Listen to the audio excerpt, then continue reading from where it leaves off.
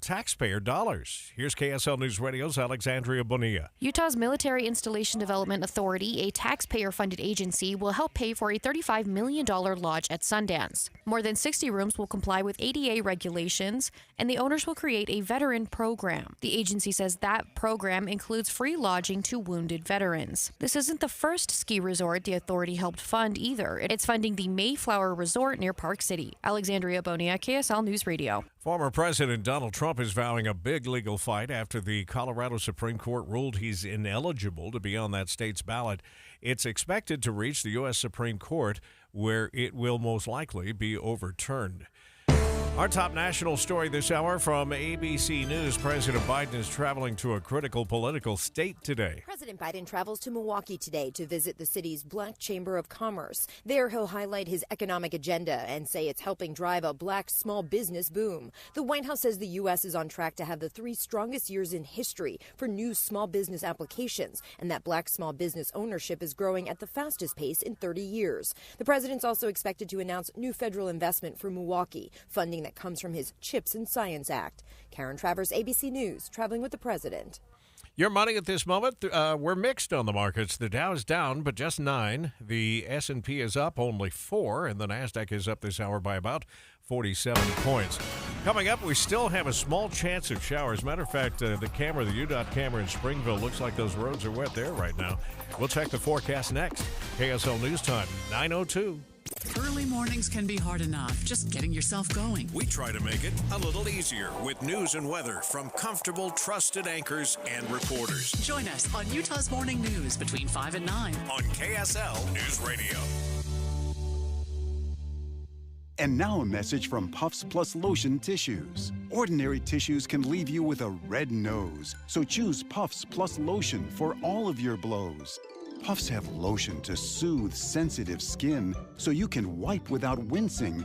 It's a win-win. Puffs have cushiony thickness, which brings relief too, so the days of sore red noses are gone and through. When you're after soothing softness, a nose in need deserves Puffs indeed. Adopt US Kids presents What to Expect When You're Expecting a Teenager. Learning the lingo. GOAT, G-O-A-T, acronym, stands for Greatest of All Time. As in, spaghetti sandwiches for dinner? They're my fave. Dad, you're the GOAT. You don't have to speak teen to be a perfect parent. Thousands of teens in foster care will love you just the same. Visit adoptuskids.org. Brought to you by the U.S. Department of Health and Human Services, Adopt U.S. Kids, and the Ad Council. Have you heard of IRS Tax Code Section 1.408A-4? It sounds complicated, but it's a simple tax law thousands of Utah families are using to lock in lower tax bills when they retire. If you've saved at least $200,000 for retirement, and some of this money is in an IRA or 401k, it could save you tens of thousands, maybe even hundreds of thousands of dollars in future tax bills. You can find out how much you could save by requesting a free and confidential retirement tax savings analysis. It's from Boss Retirement Solutions, a 5-time winner of Utah's Best of State Award. For your free retirement tax analysis, call 801-896-9622. 801-896-9622. That's 801-896-9622. Advisory services offered through Boss Retirement Advisors, an SEC-registered investment advisory firm. Insurance products and services offered through Boss Retirement Solutions. Guys, does she need a little escape this year? Introducing Cozy Escape Pajamas from Pajamagram, America's PJ experts. These PJs are just the getaway she needs. So take that time off and plan a holiday staycation. Cozy Escape Pajamas make the perfect gift for your special someone who deserves a little rest and relaxation. Treat her to luxurious next-level Cozy signature soft fleece. They're as light as a dream and will keep her oh so warm, like snuggling in her favorite blanket. She'll love to cuddle in Cozy Escape PJs on those extra chilly nights. With Pajamagram, you can even add gift packaging. Order now for guaranteed delivery by Christmas. She's missed out on a lot of things she loves this year, so this Christmas, give her the escape she deserves. These new PJs are selling fast, so order today. Go to pajamagram.com right now. That's pajamagram.com to order Cozy Escape Pajamas. Pajamagram.com. Traffic and weather together, brought to you by Granite Credit Union's new Dividend Plus checking account. Now we go to Heather Kelly. Maybe. There you are. There I am. Bangerter Highway right now in the Salt Lake Valley has the busiest traffic eastbound as you try to get to 2700 West in the Draper and Bluffdale area. Haven't heard of a crash in that area. It's probably just back up from the traffic light.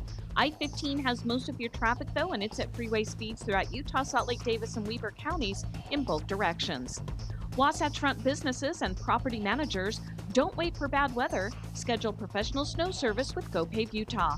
For complete parking lot safety, visit gopavutah.com. gopavutah.com. Heather Kelly in the KSL Traffic Center. We haven't seen much sunshine this morning, but the rest of the week will be partly sunny with highs in the 40s, maybe even dipping into the 50s. This weekend, much cloudier, haze and rain showers. That rain turning to snow, it looks like, for Saturday evening and carrying over into Sunday. But right now, just mostly cloudy, 37 in Salt Lake City. At KSL News Radio, 102.7 FM, 1160 AM, and KSLNewsRadio.com. Utah's news, traffic, and weather station. Dave and Dujanovic, your morning companions for talk, analysis, and key perspectives on Utah's biggest stories on KSL News Radio.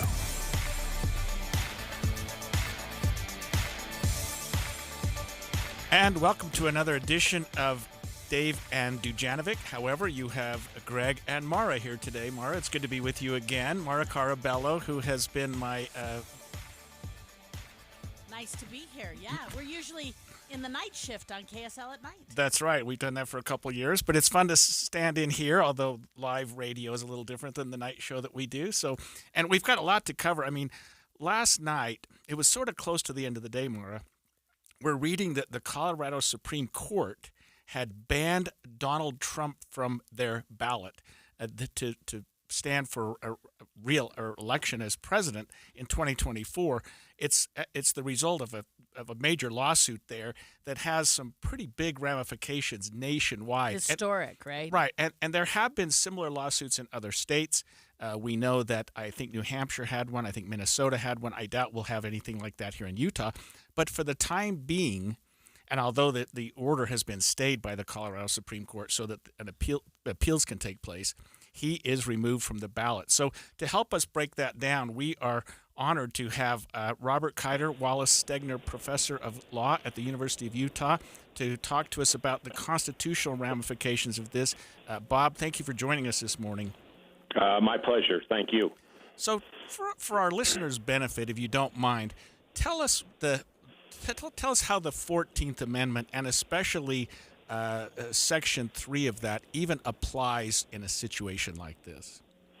Well, the 14th Amendment emerged in the aftermath of the Civil War and was designed at the time to prevent those who had rebelled against the United States to ever hold office, that is, to govern again. It's been in the Constitution since then. It really hasn't gotten much judicial attention up until now.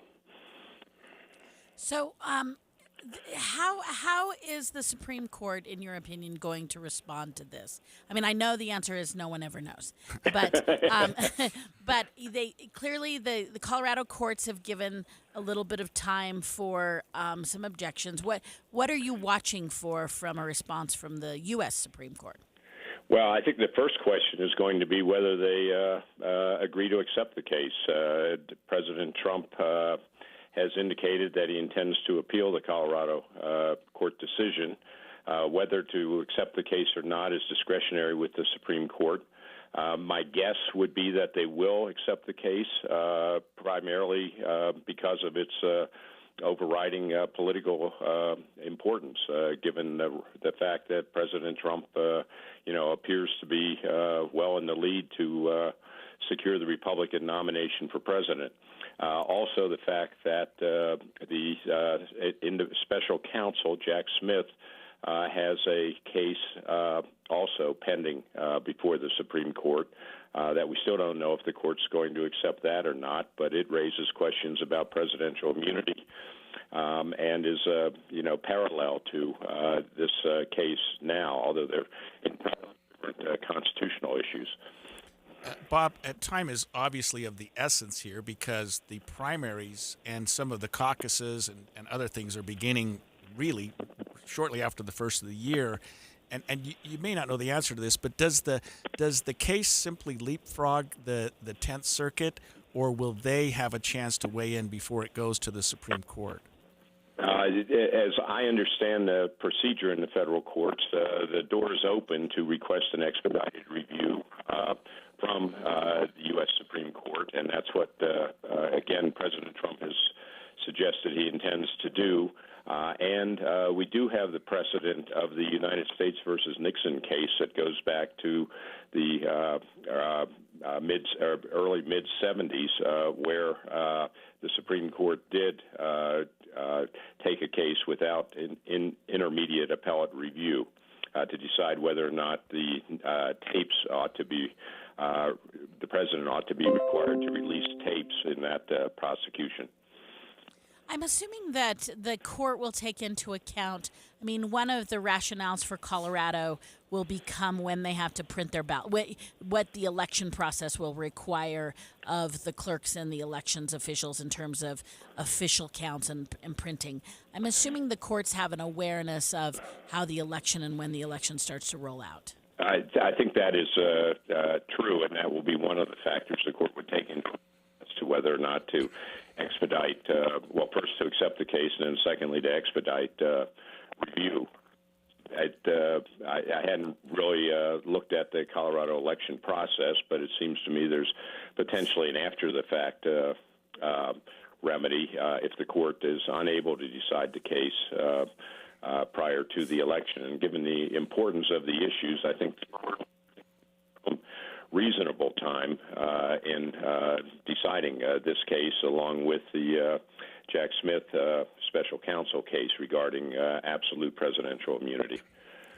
It's interesting, a couple of times you've mentioned today if they agree to accept the case, and obviously it's discretionary, but can we imagine a scenario where the Supreme Court just says, hey, Colorado, you're on your own here? I mean, don't they... I know that they don't have to do anything, but it would be very, very difficult, maybe even unheard of for them to simply avoid this, isn't it? I think so, and one of the principal reasons, although there have been other cases raising these issues, none of the other courts, as I understand it, have actually reached the merits of application of the 14th Amendment, Section 3. But the Colorado Supreme Court did, and it did conclude that it applied and therefore would preclude President Trump from appearing on the Colorado ballot. If that ruling stands, it provides precedent that I think we'd see a spate of lawsuits popping up in other states. And for that reason, that would really throw chaos into the whole election process. So that, I think, is a pretty compelling reason for the Supreme Court to move forward with the case. So you've taught constitutional law for 45 years. I want to talk about the perception that has really changed as part of the dialogue. Over the last day, I keep hearing characterization of the kind of court we have, and we tend to use words like liberal and conservative, and in the context they're using it politically, not judicially, and they keep talking about the appointment. Now, historically, my understanding is that the president that appointed you doesn't necessarily indicate what your ruling will be. We only have about 10, 15 seconds left. Do you think this court is more political than past courts? Not necessarily. Courts reflect the general political judicial ideology of the president who appoints them, that is, individual justices do. But by the same token, they have their eye on the welfare of the country and interpretation of the Constitution. They go through usual constitutional interpretation. Oh, it looks like I think we lost our guest, but the timing was about right. That was Robert Kiter, a professor of constitutional law at the University of Utah. Mara, when we come back after the break, I'd like to talk about this a little bit more and get some national reaction to what's going on, how it's going to affect what we're doing with the election, which is only now less than a year away. Stay with us. Dave and Dujanovic. We're expanding Dave and Dujanovic on KSL. Now they'll be live on Fridays. Starting in January, hear Dave and Debbie at 9 and the movie show at 11. Finally, Friday on KSL News Radio. What's your favorite part of Christmas? These days, it's grandkids. A Christmas wish from KSL News Radio. If you have the chance to get all of your family together, that's really what it all means. Yeah, oh, for sure. I mean, my favorite part of Christmas now is the kids, but they're older now.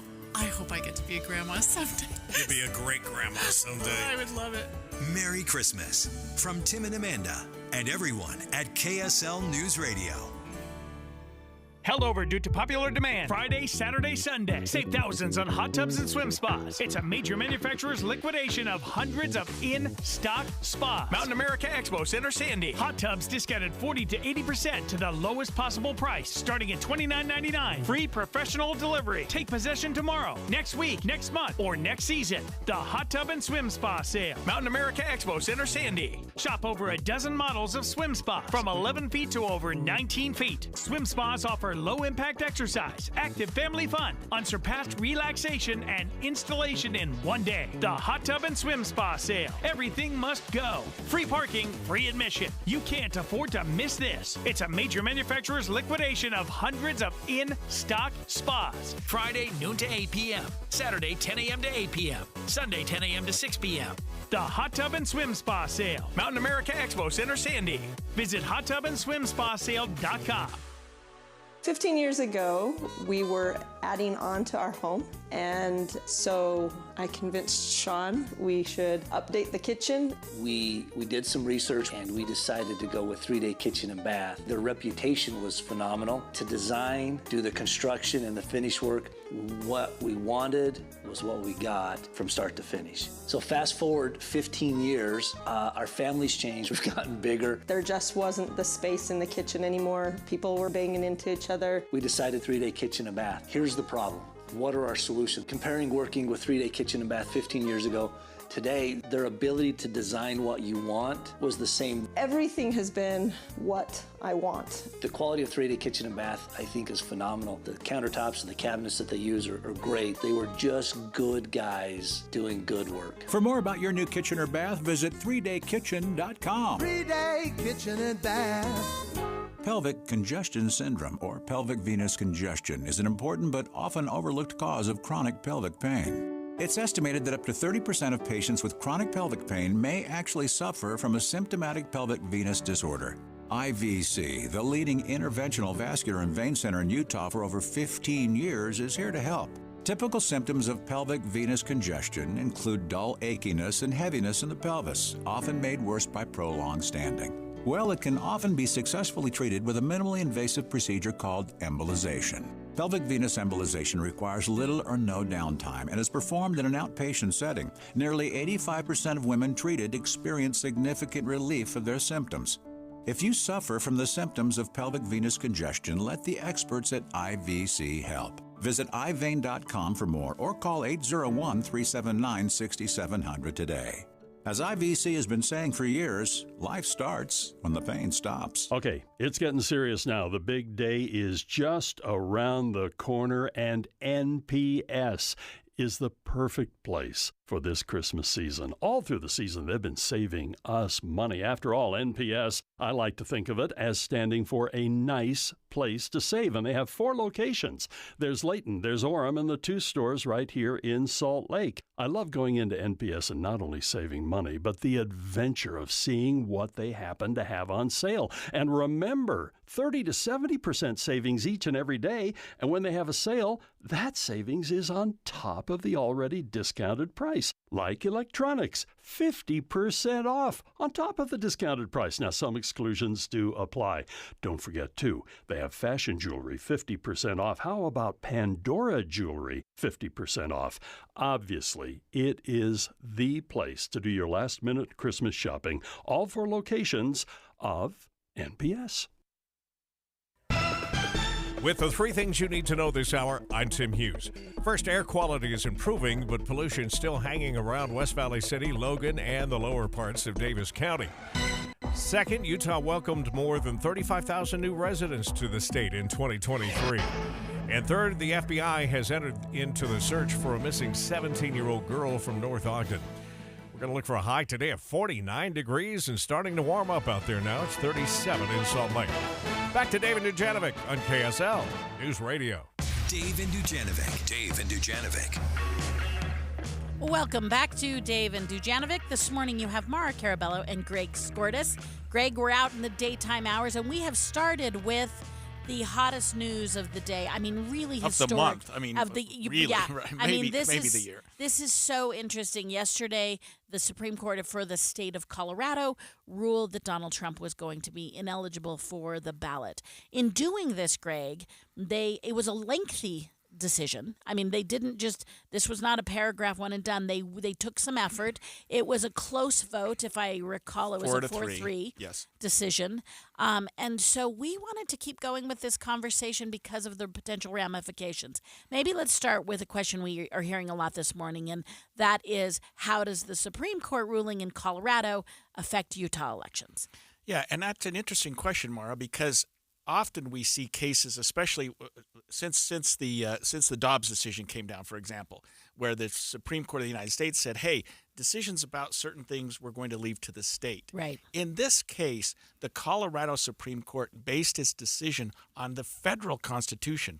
Right. They did that based on the 14th Amendment, Section 3 of the 14th Amendment of the United States Constitution. So they're not defining Colorado Constitution. We might be having a different question, Mara, if they said under the Colorado Constitution he's disqualified. Then we would really be in a mess, because the Supreme Court of the United States doesn't have any authority to tell the Colorado Supreme Court what to do with their Constitution, unless it runs afoul of the federal Constitution. That's right. So having said that, yes, it's out there.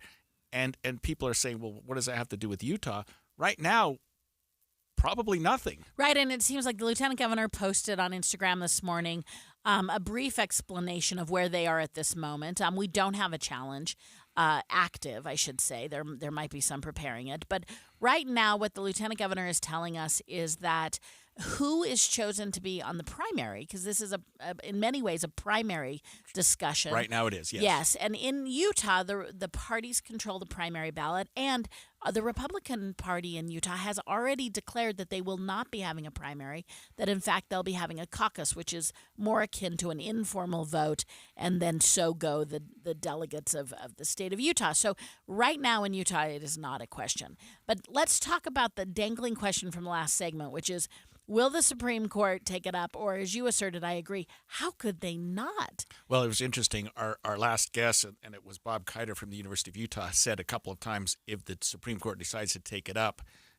and I push back a little bit because I don't see how they can't.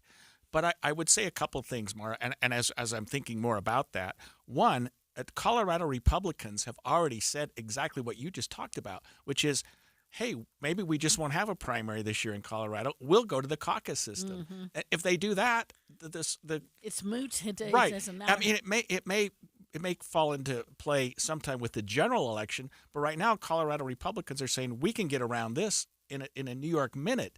We will simply go to the caucus system for our candidate, and the Supreme Court decision doesn't amount to anything.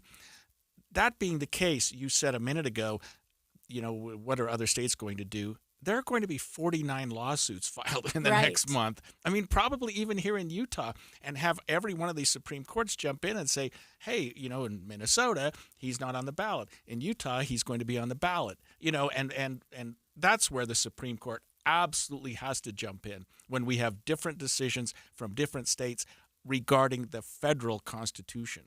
Right. So here's the public conversation complexity that I don't know what to do with. So I think I'll just point out what I see. One is the politicization of it. So immediately the Republicans, you know, took the tact, and it's a smart political move. I don't know if anyone's talking about public policy, but the Republicans came back, and you see anywhere from the House Speaker to the House Republican Conference Chair essentially saying this is nothing but partisanship. Right. Now, that follows Donald Trump's mantra of they're hunting me down, they're attacking me, there's no merit, this is all just political machinations. And You saw Donald Trump put out a massive fundraising email both last night and tonight. So he has made a career of being able to get some pretty heavy money off of what his supporters will perceive as just a partisan attack. Right. And a lot of Republicans are saying, I think where you're headed here, this could absolutely backfire and could make him, if he's not a martyr already, much more so, and say, well, look at everything that they're doing to Donald Trump, the civil suits, the criminal cases, the indictments, the big New York case that's currently going, now being removed from the ballot. It's a liberal method of trying to exclude him from being our next president. And we see that in poll after poll. So the majority of Republicans, almost 2/3, pretty historically, pretty uniformly, don't believe that there's merit to a lot of this. They believe this is all partisanship. And he, again, has done well to continue to reinforce that. It'll be interesting to see if this makes a difference, right? If this changes people's opinions, or once again, are they going to say this court system now is attacking? And I would also say this really wasn't just a lawsuit brought in a vacuum. It wasn't just like somebody in Colorado thought, hey, we ought to take a look at this 14th Amendment issue.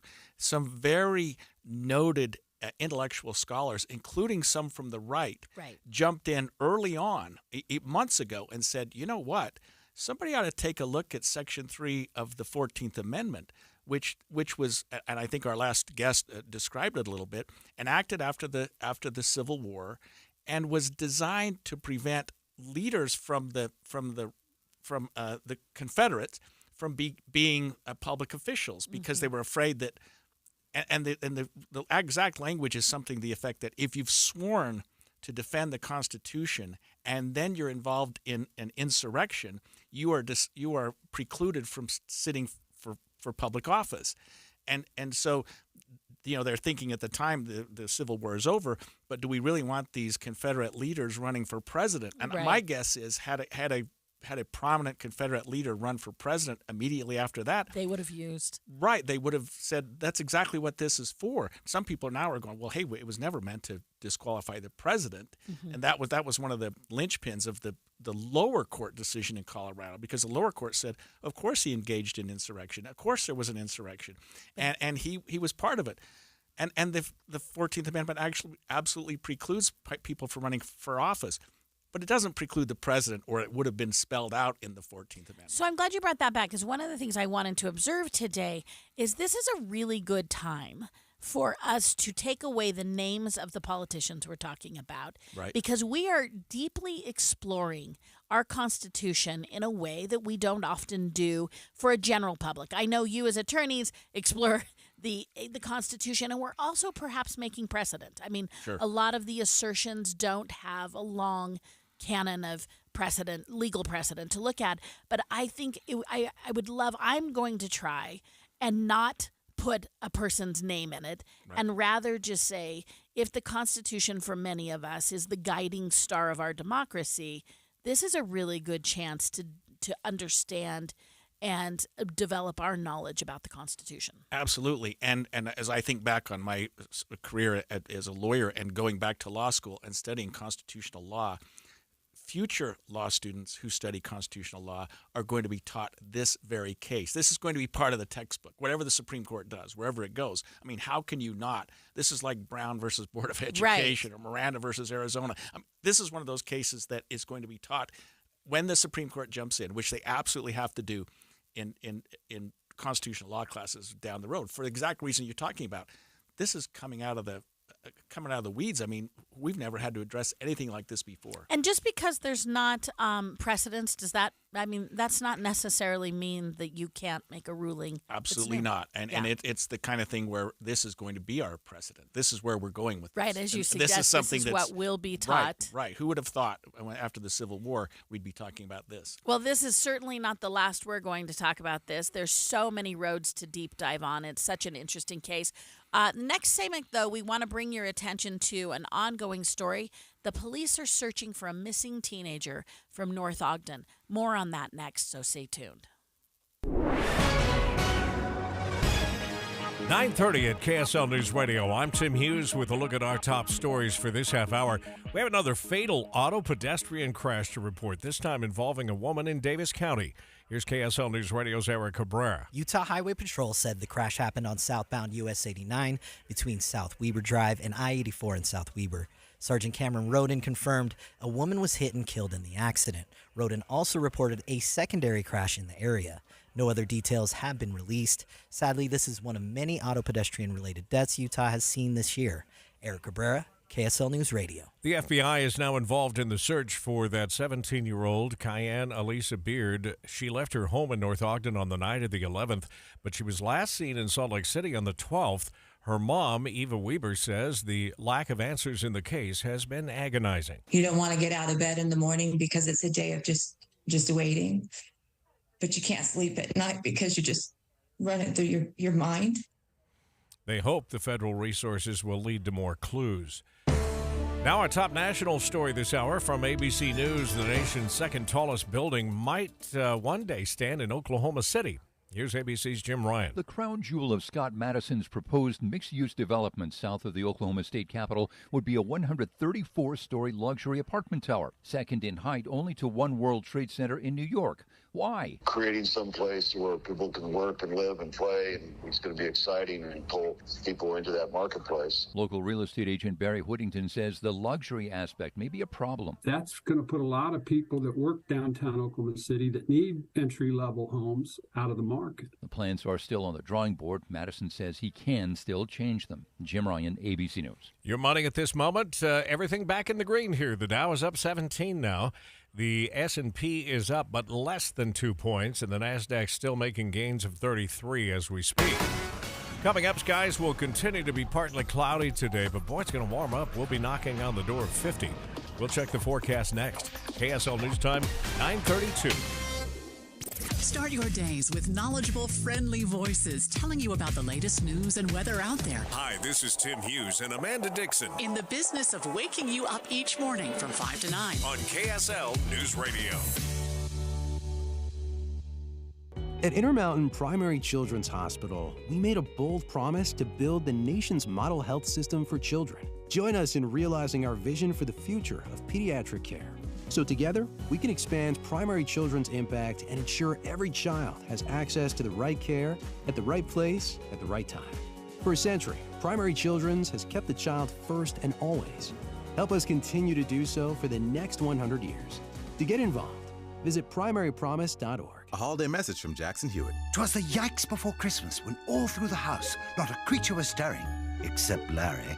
See, the stockings weren't hung by the chimney with care, 'cause Larry's wallet was empty with no time to spare. So he went to Jackson Hewitt for a holiday loan, got money so fast he rejoiced and went home. Avoid the yikes before Christmas. Go to Jackson Hewitt before it's too late. Get up to $1,000 fast, minus the wait. Early refund advance offered to eligible clients. Application required. Finance charge applies. Loans by Republic Bank. Details at jacksonhewitt.com. Do you have chirping smoke detectors? What's up, everybody? I'm Mike Wilson with Any Hour Services, and if you've ever experienced chirping smoke detectors, you already know how annoying it can be. A great first step to try and stop the chirping is to change the batteries. If the chirping continues, it's possible that your smoke detector has gone bad. As a matter of fact, a lot of people don't even realize that manufacturers recommend replacing the smoke detector altogether after 10 years. If you remove the smoke detector from the wall, on the back you should find a date of when it was made. Do a little math and you'll know how old it is. Now, Any Hour Services knows being a homeowner means you've got a list a mile long of things to do around the house, and check my electrical system probably isn't one of them. That's why we've put together this radio special for any homeowners listening. One of our licensed electricians will perform a comprehensive inspection of your electrical system that includes testing those smoke detectors and give you a full written report for only $29. But you have to mention this ad when you call. Call Any Hour Services to schedule at 801-443-7300. 801-443-7300. Any Hour Services. You know, people can tell you that you're special, but Hercules Credit Union puts words into action. Let Hercules Credit Union treat you extra special with this limited time special deal. Open a new checking account and Hercules Credit Union will upgrade you to a premier status checking account free of monthly fees. Also, receive $150 cash when you open a premier checking account with direct deposit and Visa debit card, and $100 more when you open any type of loan product or a Visa credit card within 30 days of account opening. Your account has ultimate identity theft protection, travel benefits and perks, cellular care coverage, accidental damage, gas, and grocery gift cards. And yeah, there's a whole lot more. Start at HerculesCU.com and learn how to qualify for a free premier checking account for a limited time, because you are special. HerculesCU.com. Hercules Credit Union, growing stronger together. All accounts insured to $250,000 by NCUA. Time again for a look at traffic and weather together, brought to you by Granite Credit Union's new Dividend Plus checking account. Jason, how we doing out there? We're looking fantastic, Tim. No accidents or delays to speak of up and down the Wasatch Front. On I-15 north and southbound from Ogden all the way down to Payson. You're going to be moving at regular speeds through the entire stretch there. No problems up into the canyons or in and out of Tooele. Belt route is looking good. We do have a heads up that we wanted to pass along to you. I-80 eastbound to I-215 northbound will close today from about 1 p.m. to 3 p.m. for pothole repair. So hopefully that won't affect any traffic, but just in case you happen to be in that area at that time, I-80 eastbound to I-215 northbound from 1 to 3 p.m. closed for pothole repair. This holiday season, receive the gift of taking up to $10,000 off a new Silverado. When you walk through their doors, you feel like family at Murdoch Chevrolet in Logan or Woods Cross, or online at murdochchev.com. I'm Jason Jones in the KSL Traffic Center. Warmest day of the week coming for today. We'll match it again tomorrow with that expected high of 49. 20% chance we'll see some pop-up showers for the rest of the day today.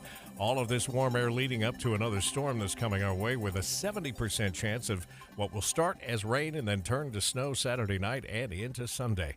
Right now, 37 in Salt Lake City at KSL News Radio, 102.7 FM, 1160 AM, and KSLNewsRadio.com, Utah's news, traffic, and weather station. Dave and Dujanovic.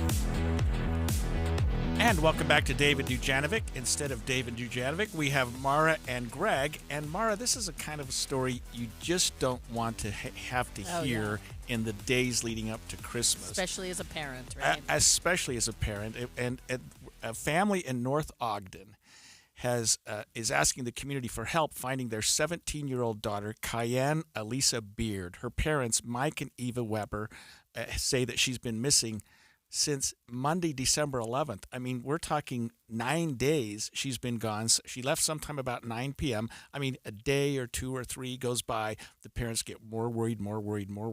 We're now 9 days down the road. She was seen apparently by someone said they saw her in Salt Lake City. It hasn't been confirmed, and I'm not sure kind of where the investigation goes at this point or where we are. But as you said, I can't even imagine anything worse for a family in the days leading up to Christmas. Oh, the unknown there, just all the questions, and I think that's what they're struggling with right now. We do have a KSL TV reporter who has been following this story closely, and she's able to join us today. So, Garda Mejia, thanks for joining us today. Yeah, good morning, you guys. So any updates on the whereabouts or even clues to where this young woman might be? Yeah, just as you guys were saying, this is probably the hardest thing that parents have to go through. What we know, we have learned most recently yesterday and into this morning, is that the FBI is now joining the search, is now bringing in their resources to support the North Park Police Department and really hopefully be able to get more access to information to see if they can track her down. And speaking with her parents this morning, they were telling me that they still believe, they were told by the FBI that they still think she could be somewhere in Salt Lake City. That last known location, she was spotted the morning after she went missing, December 12th, near Pioneer Park. So that downtown area, they think, is still a place of interest for them. Garna, the fact that the FBI is now involved really, and I think especially Tamara and I, having been involved in these situations for various ways over the years, makes me believe that this is much more than just a kid who's sort of run amok out with her friends for a couple days. I mean, what are we hearing about why the FBI is now involved? So I did get a message back from FBI spokesperson Sandra Yee Barker, and she says, it's common for them to assist local partners with investigative support and resources. So at this point, they're really just saying we want to give them more resources to be able to, better conduct their investigation and hopefully reunite her with her parents a little bit faster. What's unique about this case is, North Park Police Department chief was telling me that they're not at the point where they can issue an Amber Alert. An Amber Alert can be issued when they believe she was abducted. In this case, they believe she went willingly. The red flags, though, go up when they realize that she had a burner phone and that she was communicating with the number. They believe that that person is a person of interest, but when they run that phone number, it comes back to fake name, fake ID. So they're like, who is this person? Why did they take the effort to go and create all of this fake contact information, and where do they have her? And so far, the police are indicating they don't have any suspects or anyone in particular that they're looking for. Based on what you just said, the gap there is that we know she took her personal phone. We know she also took this burner phone. The burner phone, as you suggested, seems to have an unknown number. The police aren't indicating they have more information about people in her world that they're looking into. So she actually left her personal phone at home. It was later that they realized that she had a burner phone. That burner phone went off the next day, so December 12th, and then in tracking information from that burner phone, and I'm not sure, but I think there was information on her personal cell phone, possibly. They have this person of interest that they haven't been able to identify, right? This person that was communicating with her that took the effort of creating a fake name and fake contact information, and that's where that alert is really focused. Garnet, can you tell our listeners if they wanted to help, they wanted to be involved? Is there a place to go where people could get a picture of her, information about her? I mean, I see her description: 5'1", green eyes, long brown hair. I mean, where can our listeners go? And maybe the North Park Police have something to learn more about this woman, and maybe they've seen her and they just don't realize that she's a missing person. Absolutely. So Facebook, the North Park Police Department put out just kind of a missing person, seeking information flyer. We've got 2 stories on KSLTV.com. We've been sharing it on social media. So really, I think right now it's social media. You're going to see, if you're in the downtown Salt Lake area, you'll see flyers up. There are a phone number if you have any information, if you recognized her. The North Park Police Department says you can reach them at 435-753-7600. Greg, I'm glad you asked that question, because one of the things we know from experience is that more eyes looking out. I mean, missing people is often the outcome is much better if all of us are just paying a little bit more attention to things that look odd or people we may not pay attention to in normal situations. So I do think it's not it's not a casual thing to say, hey, let's all just keep an eye out. Right, and as Garna is helping us with here, there is information on social media. People can go places. People can look. People can go on the North Park Police Department's website, find pictures of this girl. And I imagine, Garna, that her parents must just be beside themselves, and they're asking anyone in the community to jump in and help and do whatever they can, correct? They really are. They are all the way up in North Logan. They spent the weekend here just kind of canvassing neighborhoods, putting up flyers. They're really grateful for businesses that have let them, post them on their windows. And the mom, of course, it's a mother's heart. And she's just telling us, I can't sleep.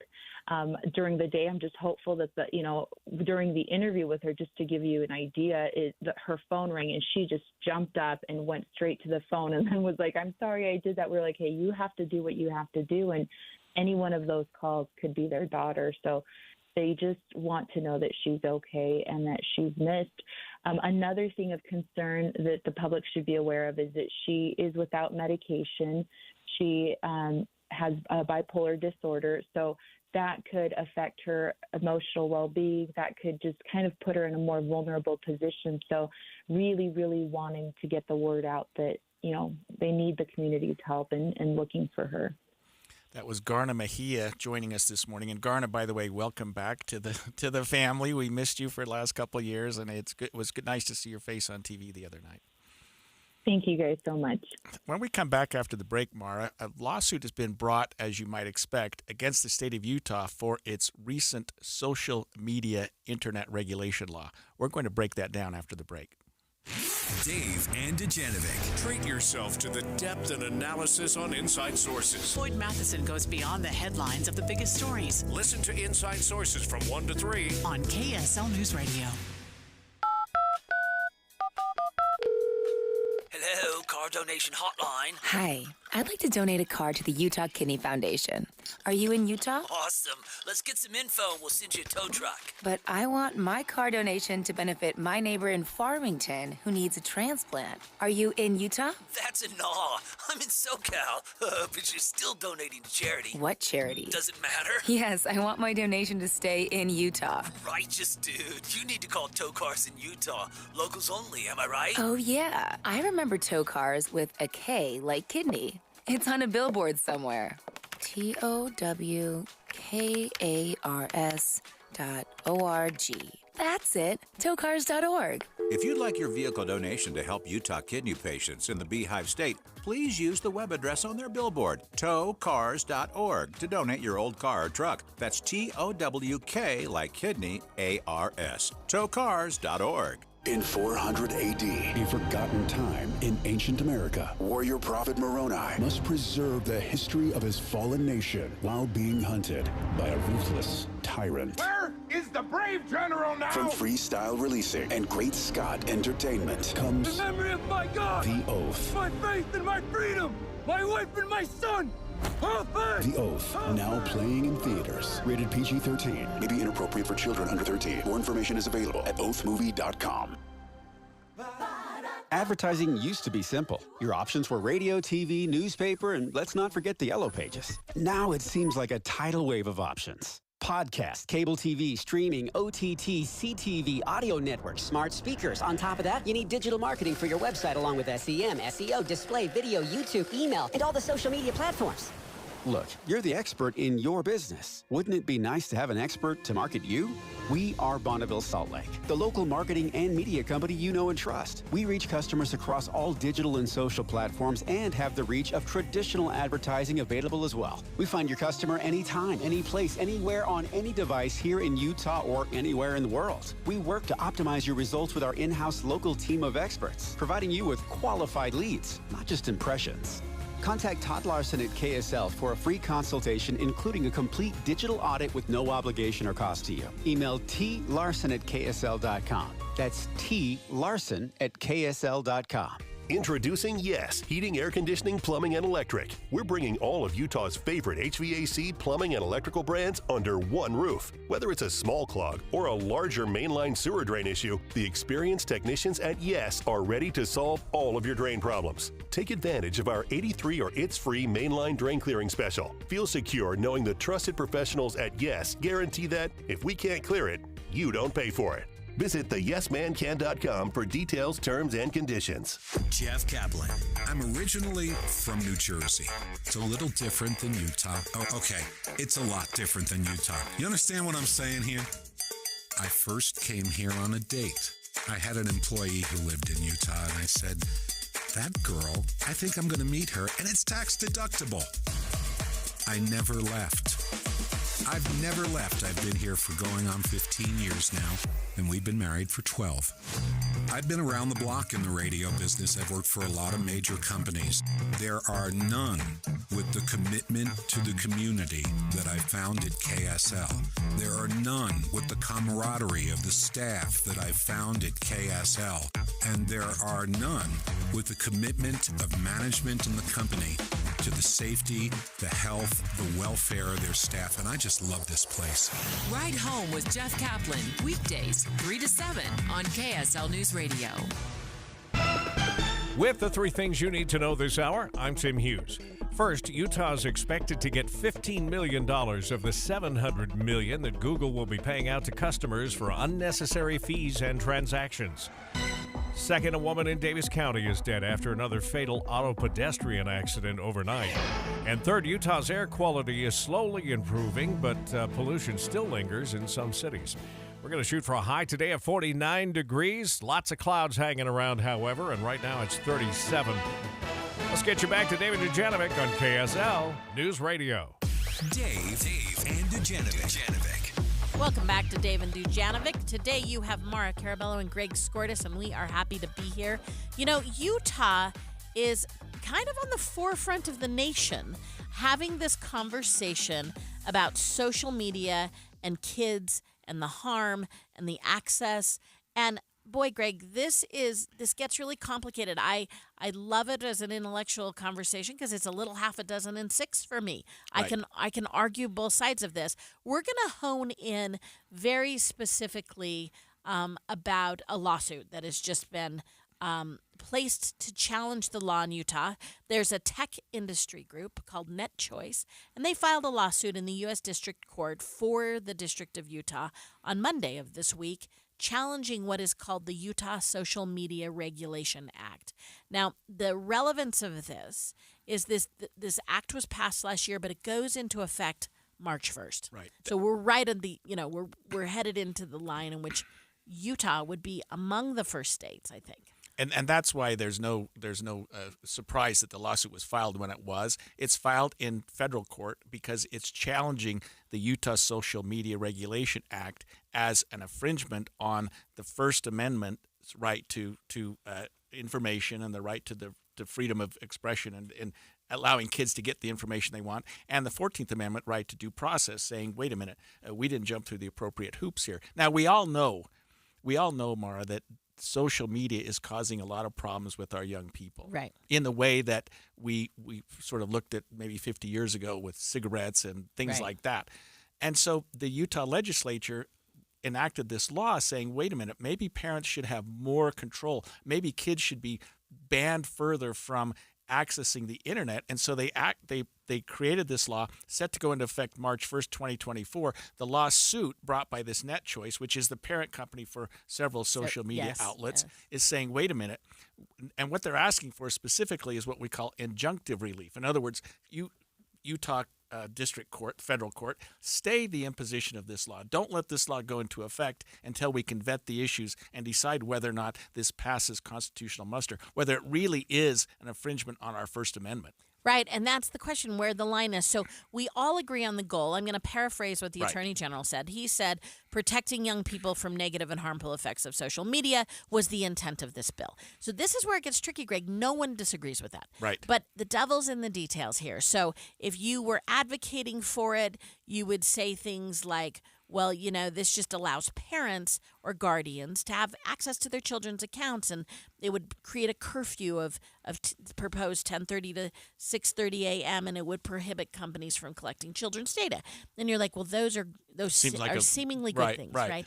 It would also require parents to have proof of ID. They would have to go on record, and the state would be essentially, it says parents. The super parent. But they would be the super parent on this, which is an interesting question in the state of Utah, where pretty aggressively in the last 2 years we've asserted that parents should be the ultimate decision maker.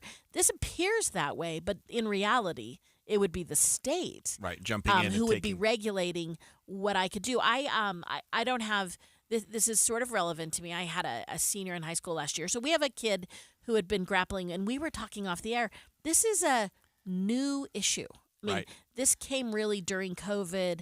The technology, all the apps, all the social convening that we're doing right now. And what you talked about during the break was that there were some things that parents can do already without the state of Utah telling them that they must do. So this is my conflict. I had a kid during COVID, and she had a phone that she loved. We just downloaded a service, and it allowed me to reject or accept any apps. It allowed me to turn off what she was using. So the question is, in my mind, is the marketplace already doing this, and what the state should be doing is in education.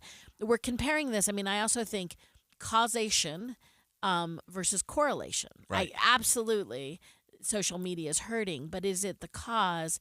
And the question is, does this make us as parents less engaged? Because we go, oh, good, this is taken care of, where really this is an ongoing conversation about teaching yourself, including adults, teaching us how to not get addicted. Now, the companies have shown to be bad actors in terms of how they're using our organic brains to addict us to things. Sure. And what we've talked about, this law, maybe I'll break it down into 3 parts. Allows parents or guardians to have full access to their child's account. That seems to make some sense. But the second part creates an overnight curfew between 10:30 p.m. and 6:30 a.m. You had some issues with that. On its face, it seems to make sense. Like, kids ought to be in bed. But they also ought to be able to access information. Older kids are sometimes doing their homework during that time, and they're doing searches. It also would impact, the industry is asserting, it would impact the kinds of things they could see. They're asserting that this wouldn't allow them to look at sites that had some political content, or they couldn't follow breaking news. They couldn't follow, if you had an older teen or a tween who was taking a class in which it required them, the industry is asserting that they might be restricted from seeing that content. So what you're saying is, and correct me if I'm wrong, if a kid gets up at 6 in the morning and they want to do a report on the conflict in Israel and over the Gaza situation, they may not even be able to access information from their social media outlets because it's during their curfew time. And there's a question, right? There's a real question of that, which brings us back to the position Utah. Utah is going to be one of the first in this area. So we have all these questions because Utah leadership has decided to be the tip of the spear. And again, the rationale, I think, is one we all agree with, which is keeping our kids safe, mentally healthy, the negative side effects of social media. I think we all feel and believe, and the data is starting to catch up. We don't have great data, but I think intuitively you understand that it is an impact. So, Greg, the question becomes, in some ways to me, should we be the tip of the spear? Is that a good place? I don't know. I don't hate that. Right. And maybe, somebody's going to address this. Some state's going to. And I'm looking at some of the language in the lawsuit. They describe the act as a, quote, unconstitutional attempt to regulate both minors and adults' access to and ability to engage in protected expression. I'm not sure, I haven't read the nuances of it, how it restricts adult access to the information. But it also restricts, according to the lawsuit, who can express themselves, what can be said, when and how speech is covered under websites and how that can occur, down to the very hours of the day minors can use covered websites. Yeah. So, I don't know. I don't know how this restricts parental access to internet, if at all. No, the and I lawsuit think clearly implies. Yeah, that. And I think the implication too is the registration of adults. It really does have you put a lot of your personal information. The interesting, the stick here is that the law imposes fines and civil penalties for $2,500 a violation. So every incident that they see this happening, every click you make, on your internet, that's probably a pretty smart stick. I think money is what high tech companies often hear and respond to. So that seems pretty fair. So this just started. The lawsuit just started. The state of Utah, actually, the governor put an appropriation in last year to help fight the legal fees. Which is not uncommon. When a bill like this is passed by the legislature, they know it's forethought. They know lawsuits are coming, and they'll often put a note on it, a financial note that allows them to have that the Attorney General's office has a few extra dollars in its coffers to defend the upcoming lawsuit, and that happens fairly regularly. And it would be an understatement to say that Net Choice is well financed. That the tech industry has some financial They're in pretty money. good shape. So, what happens next legally? They file the lawsuit. Is this one of those slow-moving things, or are they going to pace to the March 1st deadline when it goes into effect? Both. And I would say this, given that the law is supposed to go into effect on March 1st, the preliminary injunction portion of this has to be decided sometime before that. Or the law is just going to effect. Okay. So a judge is probably going to be asked to rule whether or not this reaches such a such a level of discussion, such an important level for our community that it must be addressed, and perhaps the law should be stayed while the issues are being vetted, like we have with the abortion lawsuit, right. The redistricting, some of those other things that we've dealt with in our state right now. A judge is probably going to weigh in, probably stay the imposition of the law for now until the issues can be vetted. Interesting. We'll keep going with this because it's an issue that affects us all. We're all social media addicts and users, so we'll keep following this issue. Stay tuned with us. Next, let's talk about Texas' harshest immigration law yet. KSL-FM Midvale. KSL Salt Lake City. Listen at home on any smart speaker. And in your car at 102.7 FM. This is KSL News Radio. Utah's news, traffic, and weather station. It's 10 o'clock at KSL News Radio. I'm Dan Bomas. KSL's top story this hour. Utah's in the top 10 in the country for population growth over the past year. KSL News Radio's Hugo Rickard-Bell explains how it stacks up to other states. Utah is still one of the fastest growing states in the USA, with a 1.1% increase this year, according to the Census Bureau. South Carolina came in on top of the list for population growth in 2023 with a 1.7% increase. The reasons why Utah grew so much this year is complicated, but essentially more people moved here than the number of babies born in the state, and the number of locals who died dropped about 10% from the previous year. 36,500 people have moved to Utah since July of 2022. Our top national story this hour from ABC News. Parents being urged to throw out any applesauce pouches containing cinnamon over a growing number of cases of lead poisoning. Federal officials suspect the food may have been tainted intentionally to save money by a supplier in Ecuador. The CDC says they are investigating 205 reports of lead poisoning cases in 33 states, possibly linked to the major applesauce recall. Now, according to the U.S. Food and Drug Administration, its investigation of lead-contaminated cinnamon-flavored applesauce pouches found that some samples had as much as 2,000 times the highest recommended amount of lead allowed. The affected brands are Winabana, Schnucks, and Weiss. Your money at this moment, the Dow Jones average up, but not by a lot today. 31 points is all right now. The NASDAQ is up 42. And our KSL weather, we've got a lot of clouds, but not a lot of haze left. That's next. KSL News Time, 10:01. What do you need to hear in the morning to feel ready for the day? Important news that happened overnight. The traffic you'll hit on the roads. You'll be ready for your day with us. Join Utah's Morning News 5 to 9 on KSL News Radio. My little brother's friends have been camped out at our place for 2 days straight. 3. It's because of the Xfinity 10G network.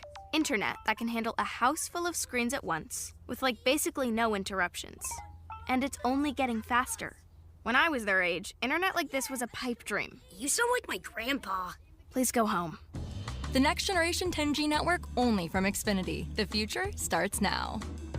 Now through March 21st, new customers can get 1.2 gigabit internet on the Xfinity 10G network for just $25 a month for 2 years with no annual contract and Wi-Fi equipment included when you add Xfinity Mobile with unlimited data at regular rates.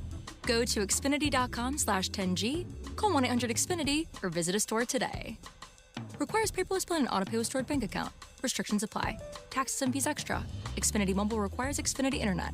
After promo, regular rates apply to internet service and Wi-Fi equipment. Actual speeds vary. Some days I cover up because of my moderate to severe plaque psoriasis. Now I'm hitting the road with clearer skin thanks to Skyrizi, Risankizumab Riza, a prescription-only 150 milligram injection for adults who are candidates for systemic or phototherapy. With Skyrizi, 3 out of 4 people achieved 90% clearer skin at 4 months. And Skyrizi is just 4 doses a year after 2 starter doses. Don't use if allergic to Skyrizi. Serious allergic reactions and an increased risk of infections or a lower ability to fight them may occur. Before treatment, your doctor should check for infection and tuberculosis. Tell your doctor if you have an infection or symptoms such as fever, sweats, chills, muscle aches, or cough, or if you plan to or recently received a vaccine. Thanks to Skyrizi, there's nothing on my skin, and that means everything. Ask your your doctor today about Skyrizi, the #1 dermatologist-prescribed biologic in psoriasis. And visit skyrizi.com or call 1-866-SKY-RIZZI to learn more. Any Hour Services can help you make sure your furnace keeps you warm this winter. Whether you need a tune-up, a repair, or a second opinion about replacing it, call Any Hour Services or visit anyhourservices.com. Have you heard of IRS Tax Code Section 1.408A-4? It sounds complicated, but it's a simple tax law thousands of Utah families are using to lock in lower tax bills when they retire. If you've saved at least $200,000 for retirement, and some of this money is in an IRA or 401k, it could save you tens of thousands, maybe even hundreds of thousands of dollars in future tax bills. You can find out how much you could save by requesting a free and confidential retirement tax savings analysis. It's from Boss Retirement Solutions, a 5-time winner of Utah's Best of State Award. For your free retirement tax analysis, call 801-896-9622. 801-896-9622. That's 801-896-9622. Advisory services offered through Boss Retirement Advisors, an SEC-registered investment advisory firm. Insurance products and services offered through Boss Retirement Solutions.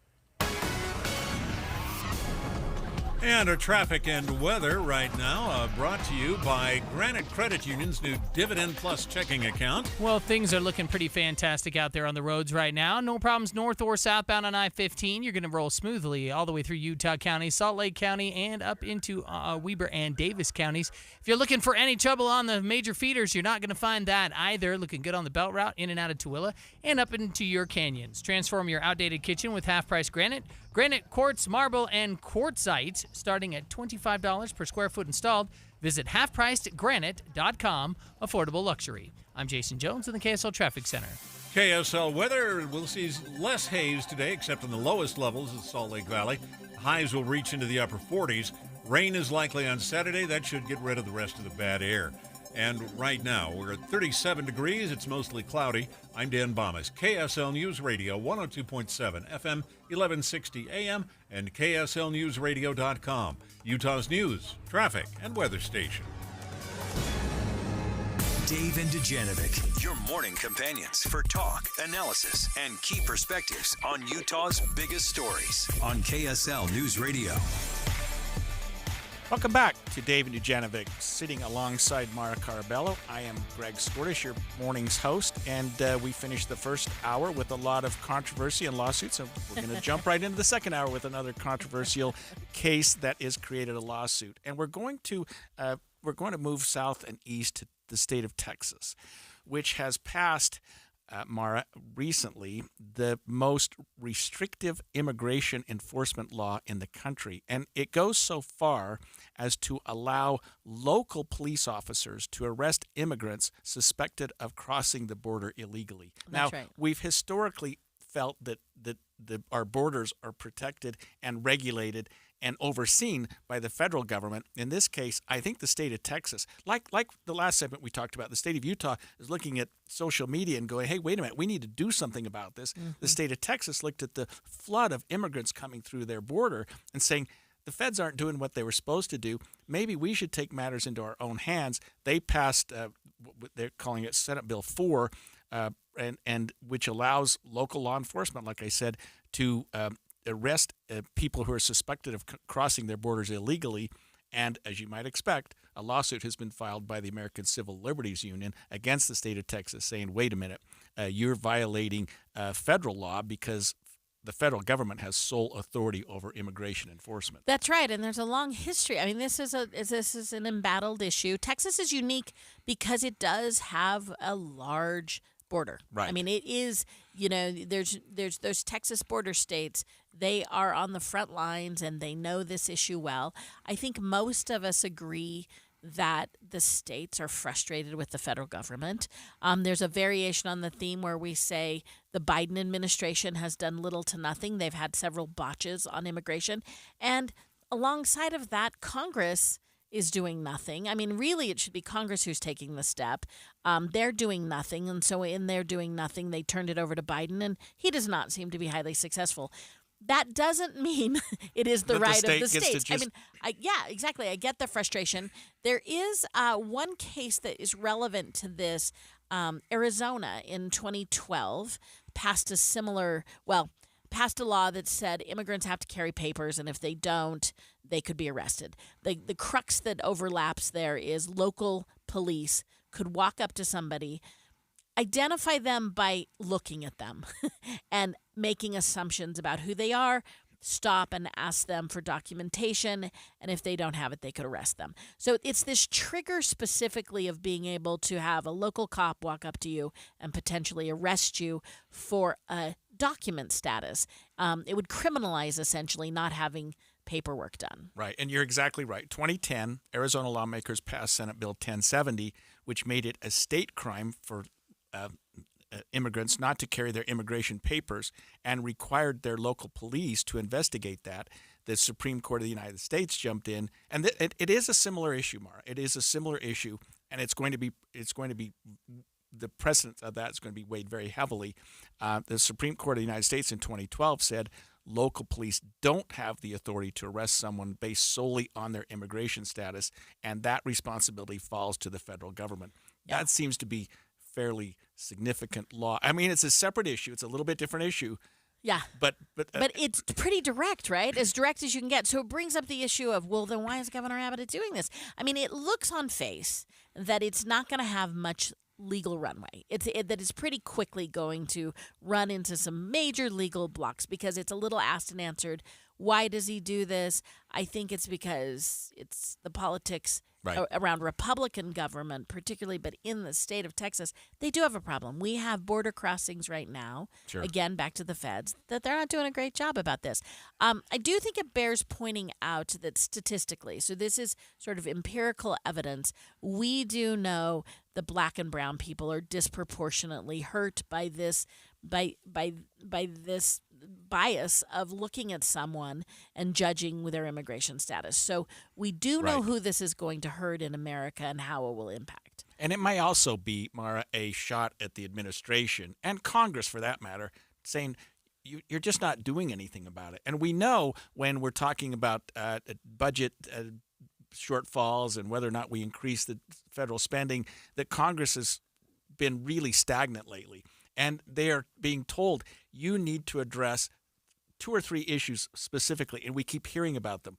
The war in Ukraine, the war in Israel, and the border, the border. I mean, we keep hearing, Congress, you need to address the border. They're not doing that. I mean, the whole border wall that came up, 6 or 7 years ago sort of stagnated when Biden was elected because he wasn't on that Trump bandwagon to build the wall. But he hasn't seemingly done something else to solve the problem, at least according to the state of Texas. Yeah, and I mean, I think it's fair to say that this is an issue for both Republicans and Democrats. They're coming from slightly different places. But to your point, it's a top issue now for many, many Americans. And the Fed's not being able to put together a cohesive strategy. It is an interesting, I mean, we've all seen this. I'll tell you how it used to play out in my house is, if my husband said he'd do something and it wasn't getting done, I threatened to call a contractor, right? So essentially the state of Texas is saying, well, if you're not going to do anything, we're going to do something about it. Right. And sometimes that strategy of I'm going to take action if you won't forces action, which wouldn't be bad. But again, I think a challenge Texas has is it does not seem to have a great legal case. Right. And you're talking about asking state authorities to enforce federal law. On its face, it doesn't seem like such a bad idea. The feds say, hey, it's against the law to enter the United States without appropriate papers, so somebody needs to enforce it. But the feds and the lawsuit that we're talking about here, brought by the ACLU, is saying that's all well and good.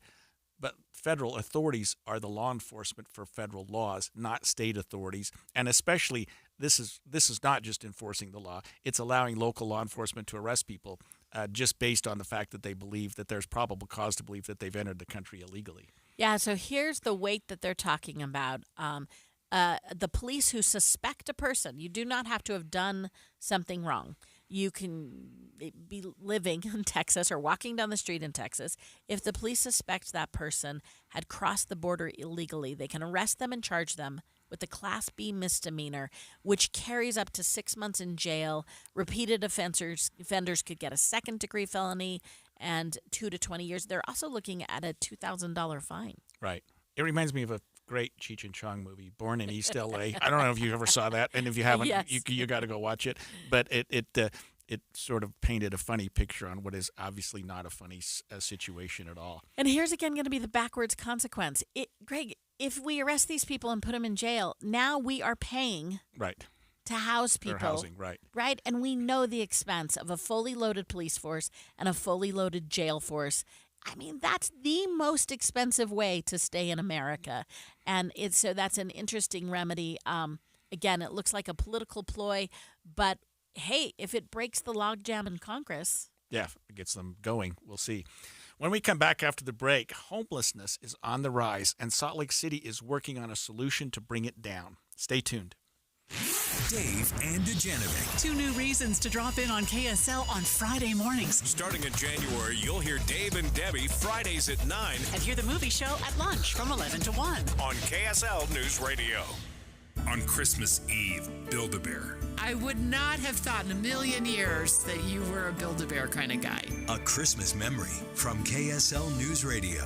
I'm an 8 or 9-year-old child, and the only thing I really, really want for Christmas is a Barbie townhouse. The only thing I did not get for Christmas was a Barbie townhouse. Did you get coal instead?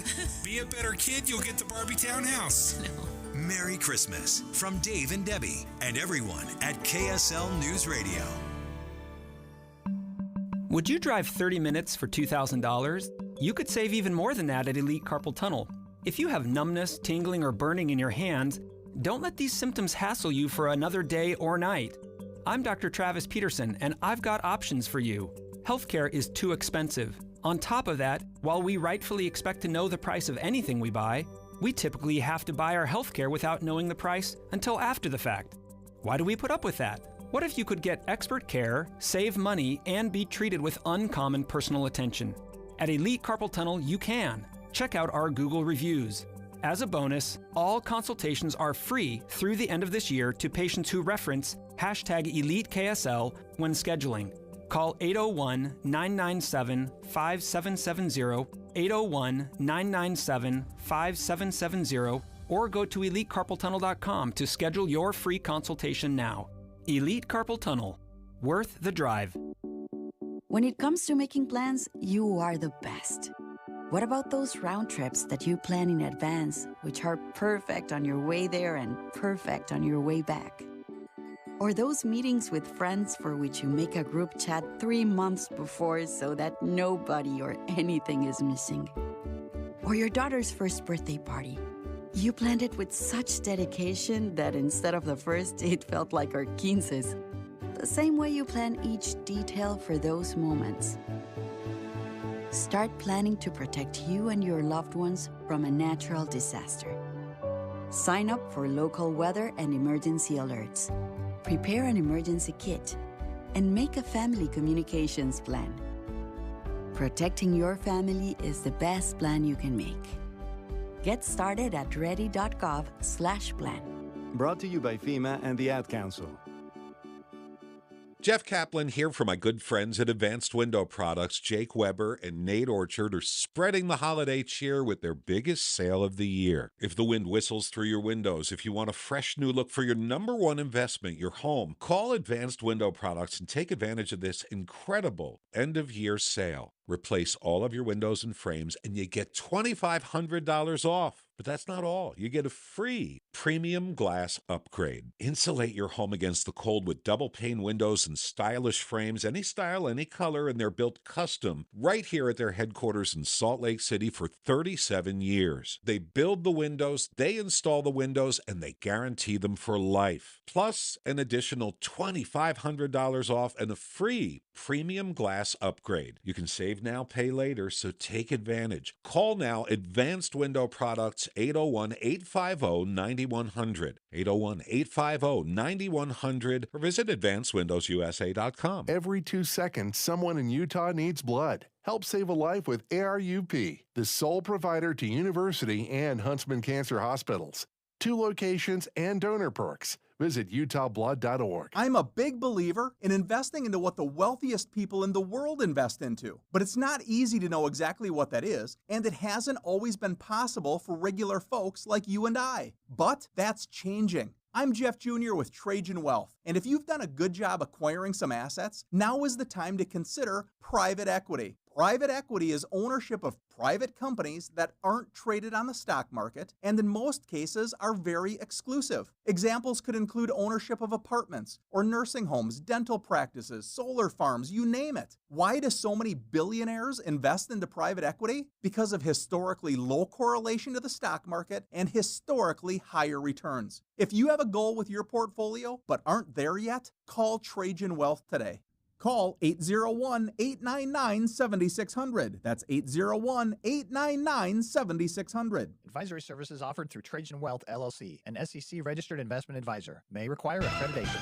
With the three things you need to know this hour, I'm Dan Bomas. First, Utah's still among the 10 fastest-growing states in the nation. Second, the FBI now involved in the search for a missing teenager from Cache County. Third, federal health authorities say they're investigating more than 200 cases of possible lead poisoning in children that's been linked to contaminated applesauce packets. Right now, 37 degrees, mostly cloudy in Salt Lake City. Back to Dave and Dujanovic on KSL News Radio. Dave and Dujanovic. Welcome back to Dave and Dujanovic. Today you have Mara Carabello and Greg Skordas. And Greg, a lot of things are going on during this holiday season. Lucky for us. We're lucky. We've got a lot to talk great about. Show, yes. A stress point that has been continuing to grow in the state of Utah is homelessness. Utah has seen a 4% increase in the past year of homelessness. That means about 11 people in every 10,000 people will be experiencing homelessness for a certain amount of time. And more of those people are ending up on the streets looking for alternatives. The weather's getting colder. It's a tough time to be, stretched out. And remember, when we say homelessness, there's just lots of different kinds of people in that. There are families. There are people who are in a short-term jam. There are chronic people. There's usually you're there because you have a mental illness or you have an addiction. And I think we're seeing it much more. It's much more visible than it has been in the past. I mean, you can't drive down a lot of Salt Lake streets without seeing that. And if you recall, Mara, at the recent municipal elections, it was a huge issue between our two Salt Lake City mayoral candidates was how they're going to address homelessness. I mean, Rocky Anderson, that was his focus. Right. I think to his detriment because there's so many other things going on. Yeah. But right now, homelessness, at least for the next 10 minutes, is going to be on our radar. Yeah, and as you said, it seems to be more noticeable. I will tell you, I've had an office in downtown Utah downtown Salt Lake for almost 25 years. And I mean, there's a marked difference for me in the last 5 or 6 years. Sure. It is a really hard problem, though. It's not simple. So credit to every part of the ecosystem that's trying to solve this because it's a difficult issue. Someone on the front lines and a city on the front lines is Salt Lake City, although Salt Lake City continues to say, as the capital city, hey, it's not theirs to bear alone. Right. It wasn't a problem they necessarily created. We have Andrew Johnston, who is the Director of Homeless Policy and Outreach for the Salt Lake City Mayor's Office with us today. And Andrew has a focus, obviously, just from his very title of tackling this issue of homelessness. Andrew, thanks for joining us. Yeah, my pleasure. So let's first talk about maybe the ecosystem in Utah. Rents for everybody are hotter than ever and higher than ever. Our economy is good, so you think, oh, gosh, that helps, but our expenses are really high. Andrew, what else are you seeing is causing homelessness rates to go higher than ever? Well, I think nationally, to your point, it's really tied to housing costs. So when we have a strong economy, a lot of jobs, a lot of people need jobs are here, staying here. We need the housing. We just haven't kept up on that across the whole spectrum of housing. We also know that for those who have lowest incomes in our communities, who need deeply, deeply affordable housing, we only have about 3 units for every 100 people looking for them right now per the Gardner Institute. So we know that's a huge issue. We also know that over the decades, we haven't invested enough in mental health or behavioral health services. We haven't done a good job of keeping up on that need. And so our prisons and our jails have ended up being the default place for folks with mental illness, and shelters have been. So there's a lot of factors involved in this, but housing is really an underlying driver of it. Andrew, it seems like maybe 10 years ago, Salt Lake did a very, very good job of doing what they could to clean up the Pioneer Park area, which was a hub for the homeless. And that seemed, at least in my opinion, and I'm like Mara, I work downtown, I'm downtown every day, seems to be part of the reason why we're now seeing these little mini homeless camps everywhere. I mean, am I wrong about that, or has homeless just increased to the extent that we're seeing it nonetheless, notwithstanding what happened with the Pioneer Park situation? Well, for years and years and years, there was one location to go if you were experiencing unsheltered homelessness, and that was Rio Grande Street in Salt Lake City, because we had a really, really large shelter there and other services. So that's where everybody came. So it was the epicenter right here at Pioneer Park. With the movement to a more diverse option of shelter, dispersed model, then people are spread out a little more. Homelessness, especially unsheltered homelessness, has increased as housing prices have gone up the last couple of years. And then also we see that we don't have enough shelter capacity year in, year out. So we have a base number in Salt Lake County of about 1,000 beds between families and singles, and we need maybe even close to twice that. We've grown in population, and we just haven't kept up on that. So we do have more beds in the wintertime. Like right now, we're talking about a temporary shelter community that just opened up. But we need those beds year-round, and we need more housing to come online as quickly as possible. So we have a growing population, as we keep talking about, but I think the good news from my point of view is that we're not LA or Seattle, where it's just almost impossible to tackle. It feels like the population is something that Salt Lake City and Utah and the state has the wherewithal to get in front of. Are you also optimistic about that, or do you think this is a problem that isn't solvable? And by solvable, I don't mean it goes away, but that we are doing a better job as we did several years ago. I mean, we had a first-in-the-nation housing program 15 years ago that's sort of gone the wayside. We have used RDA space before. We have had the law enforcement looking for work, and they've had temporary day housing. Those programs have gone away. Are you optimistic that you can put some of that back into place and get in front of it? To your point, I think this is not one of those things where you say we've solved it and we're done. I think we had that experience 15 years ago, like you said. You don't solve something like this. What you do is you say we want a bed for every person who needs it. Whether it's a shelter or housing, that should be the goal. Experiencing homelessness should be rare, brief, and non-reoccurring. You're right. Our numbers here in the state of Utah, I think overall for the entire state in our point-in-time count, are less than Sacramento, California. We're in a place where we could make that possible, that everybody could be inside if we choose to do it. I think the governor's budget this year is a great starting point for that. I think everybody should pay attention to what he's proposing. I hope the legislature will learn more about it and get behind it, because that would be a huge first step for us across the entire state. We can be a model again, just like you said, about housing first, which is really housing plus services. And we showed it worked before. It's worked other places. We could do that again here. Andrew, I'm reading on KSL.com that on Friday, Utah's first micro shelter, designed to provide immediate relief to unsheltered individuals during the winter, opened its doors. Tell our listeners what a micro shelter is, and if this is something that is that's going to be increased in terms of numbers. Sure. Generally speaking, in the state of Utah, our emergency shelters are dorm style, where a lot of people in a common space. Sometimes it's 20 people, sometimes it's 50 people. Sometimes in the wintertime it's 100 or plus people. That works well for the aggregate because it's more cost effective. You need fewer staff sometimes, and everybody can get inside that way in those buildings. However, it also can feel uncomfortable for some folks, and so we know we need a diversity of shelter options. This concept is to have one shelter for every one person. It's about 8 by 10 feet in size. It's got a door, it's lockable, a window, heating and air conditioning in it, electricity, a bed. And so you have your own private space. You can keep your own stuff in that space. It feels more safe for a lot of people, less claustrophobic for some folks. It's not for everybody, but we need to try this out now with these 50 beds we've opened up. Hopefully maybe double that come next year. And then this is something that we hope can be replicated elsewhere so that folks experiencing homelessness all across the state can hopefully stay closer to where their homes are and reintegrate back into the housing community there instead of having to relocate to a Salt Lake City or an Ogden or St. George. So if I'm remembering right, this is a program that Salt Lake City and the state has done. Wayne Niederauer has have done a lot of research and put these in place. Why are we having such a hard time with who the primary point is of leadership? I mean, Salt Lake City has done stuff, but they're also making, I hear you all make the argument that it's not just your problem, it's everybody. It's bigger than that. It seems like we have had, not that we don't have leaders, but that we don't have sort of a common, obvious place to go who's coordinating it. Is that just a perception I have, or is that something we still need to work on? Well, from a national perspective, all the way down to states and local governments, homelessness is not sort of one area. It's a housing issue. It's a medical issue at times. It's a poverty issue. It's healthcare.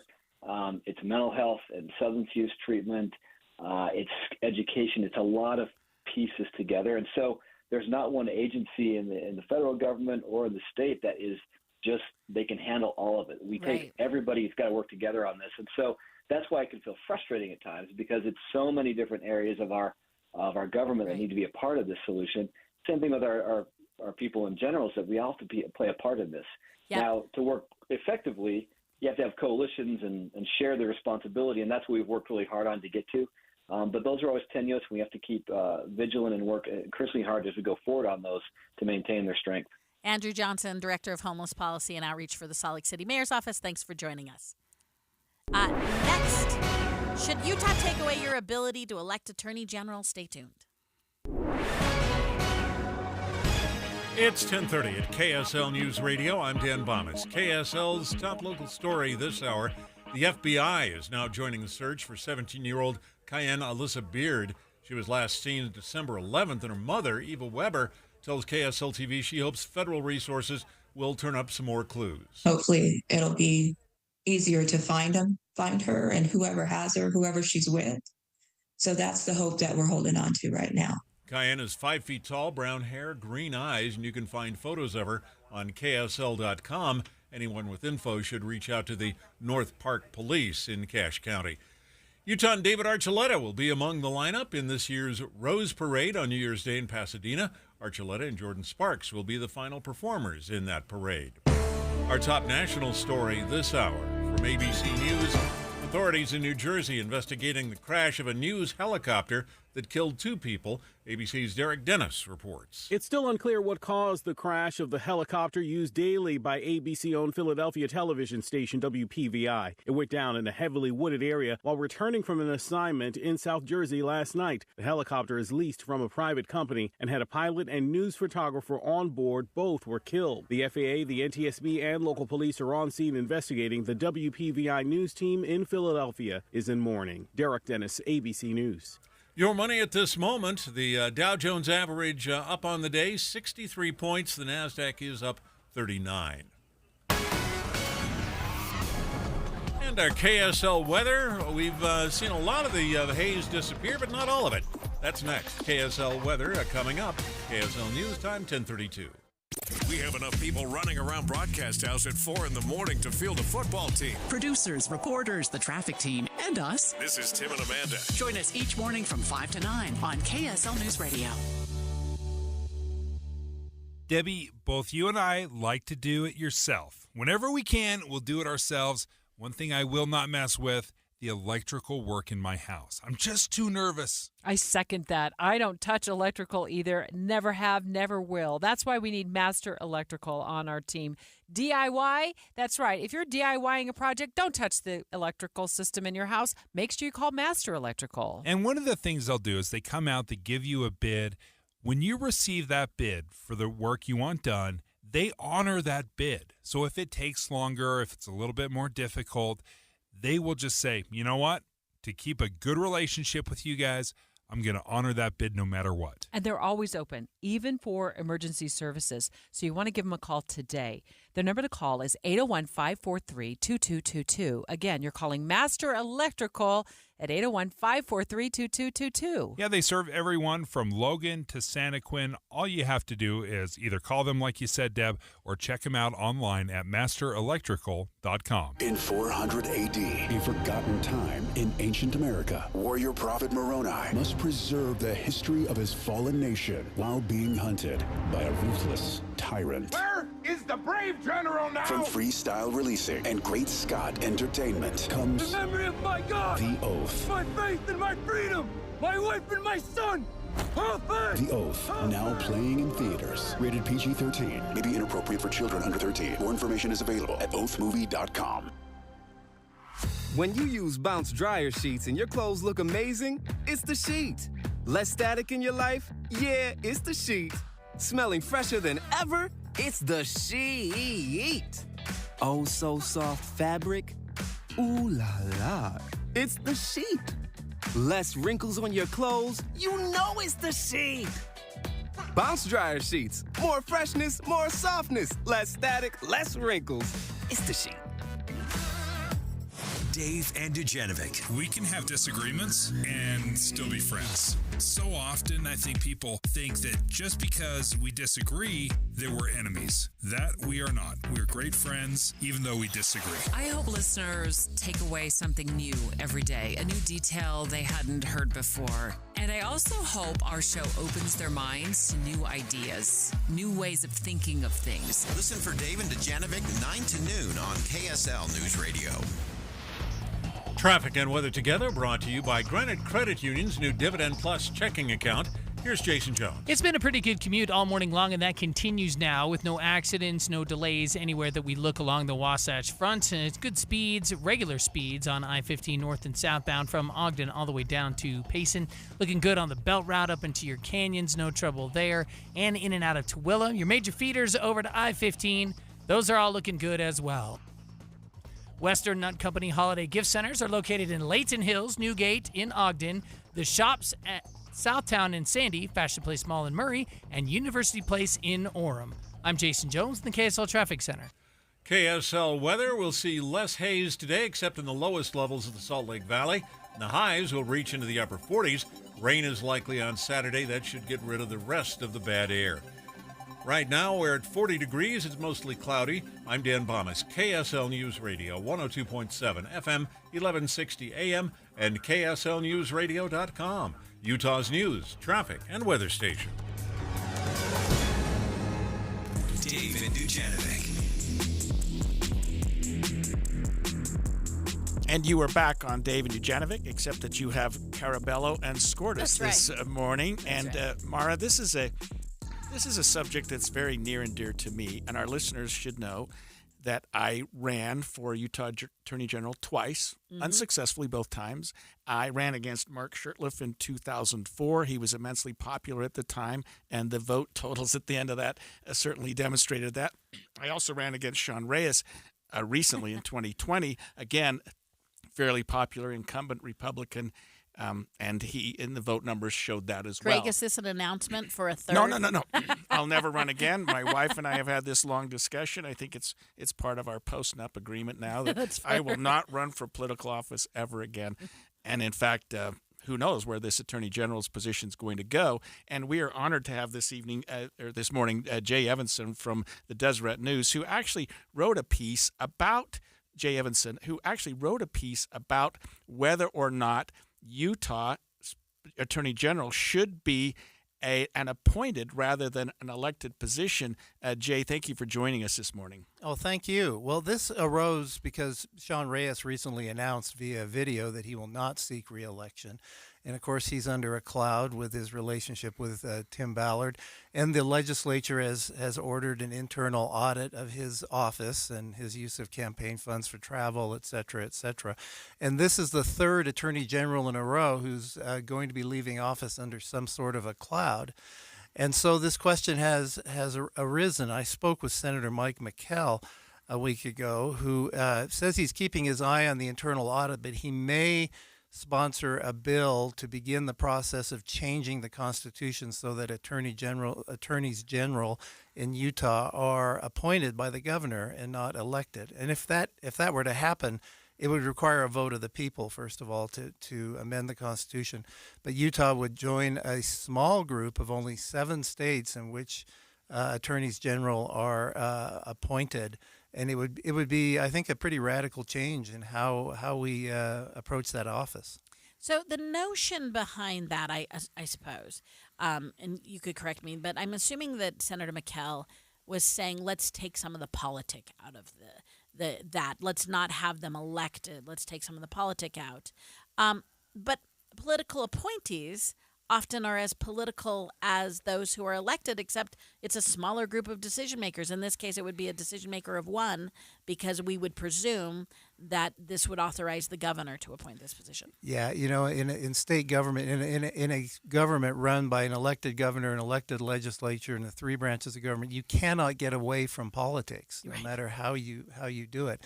Now, Senator McKell is concerned that attorneys general have to campaign for their jobs, and so you have to raise funds. And he says this is the reason we don't elect judges in the state of Utah, is because we don't want them to have to go out and raise money from people who might appear in their courtroom or might have an interest in something in their courtroom. And he sees it as similar for the attorney general's office, that there might be a conflict that were to arise somewhere there. That's one of the reasons. He also wants it to be absolutely clear who the client is for the attorney general, and that should be the state and not some ethereal thing like the people of Utah. That's a tricky one because he does represent the people under certain circumstances. And so I think it'll be a heavy lift because when you're taking away the people's right to elect an office, I think that's a really tough sell to the people. It will be a tough lift to get it on the ballot in the first place, but it's an interesting conversation. It's very interesting, Jay. We were talking off the air right before, too. There is some irony in which Sean Reyes, who McKell says he's not just specifically looking at that, he's looking at the overall. Right. But that Sean Reyes is, in fact, the byproduct of a gubernatorial appointment because of a midterm vacancy. Yes. And so while subsequently we've elected him, so we have voted on A.G. Reyes, but he was initially a byproduct of an appointment. That's a very good argument. Jay, I'm also wondering if I could digress for just a minute. We just had municipal elections, and what's different about municipal elections in Utah is that they're largely nonpartisan. Mm-hmm. And I recall when I ran for Attorney General, a lot of people asking me, and I guess it could apply to any office, but why that particular position has to be partisan Republican Democrat. I'm wondering if we're talking about making this an appointed position. If there's any talk at all about something intermediate, and I don't even know that this is an intermediate solution, but making it a nonpartisan race, or if that's even been discussed. I haven't heard that being discussed. I think it's a very interesting thing. In offices where you have a task that needs to be performed or a professional task, how do you do that in a Republican way or a Democratic way? Whether if it's the assessor or the auditor, those are tasks that's hard to define by partisanship. I think that's a very good issue. But even in the municipal elections, like mayor for Salt Lake City, its partisanship still enters in. Sure. We still know Good point. Yes. Who's a Republican and who's a Democrat. And they speak the language of partisanship, right? Yes. It's the candidate themselves who offer up this language of partisanship. But I like Greg's notion of getting to, are there a few people who are just umpires in this, right? Who are just calling balls and strikes and want to just do their professional job, so to speak. And I think one of the things I always say in defense of politics is that politics are everywhere. The universities are one of the most political systems. So politics are almost a human condition and not just assigned to politicians who do it professionally. Well, we have to think about what happens if this is an appointed office, and we can turn to the federal government and see how things have gone there. President Trump fired Jeff Sessions because he didn't like him recusing himself from the Russia investigation. John F. Kennedy appointed his kid brother to be the attorney general. Right. So Senator McKell says, you'll have the opportunity to vet people and maybe get somebody who's of a little bit higher standard if he or she is appointed by the governor. I don't know that that's necessarily going to happen. You're going to want somebody who's loyal to you. Well, and I go back to your fundamental question. I mean, I hear that and maybe my left brain, but I'm like, well, then you're basically implying that we as voters aren't making good decisions. I mean, that, and if that's true, then it would be true that we're not making good decisions about governor, and we're not making good decisions about mayors, and we're just generally not good decision makers. I mean, sort of what's good for one thought train, one case for support. If now he is differentiating and saying the AG is a different position and has a professional role that is different than what are seen as more policy or political folks. And he may be arguing that it's not necessarily the voters' fault, but it's if you make it a political position, you're going to be attracting people with political aspirations. You may look at it as a stepping stone. Although I don't think that's ever happened in the state, but again, it's just as political if it's appointed by the governor. Yeah, I'm looking at the last 5 attorneys general, and I may be wrong. Paul Van Dam, Jan Graham, Mark Shurtleff, John Swallow, Sean Reyes, and it doesn't appear, Mara, that position was a great stepping stone to something greater. That's a good point. Not that necessarily any of them ended, like Jay said, with a cloud over their head, but certainly they didn't, go to bigger and better things. Well, the session starts just after the holidays, a couple of weeks after the holidays, and we'll see if they go forth with legislation. It would be so interesting to assert a position would be taken away as a voting right of the citizens. Will be interesting to watch. Right. Absolutely. Jay, thanks for joining us this morning. Thank you. When we come back after the break, a lot of people are expected to travel for the holidays this week and next. TSA will join us next with some tips to help with your travel experience. Dave and Dujanovic. Finally, Friday. Now you can hear Dave and Dujanovic 5 days a week. Starting in January, Dave and Debbie will be on Fridays at 9. Then the movie show from 11 to 1. On KSL News Radio. Kidney cars, there ain't your car today. Tax write-off, hip, hip, hip, hooray. Kidney cars, give your car away. Tax write-off, and you will save today. The staff of the National Kidney Foundation of Utah would like to wish you a merry holiday season and remind you that it is better to give than receive, but not better than giving and receiving. For example, if you give your car to the Kidney Foundation, you may get a tax deduction. Call 1-800-TOW-CARS with a K. That's 1-800-TOWKARS. To donate your used car to the Kidney Foundation, call 1-800-TOW-CARS with a K. That's 1-800-TOWKARS.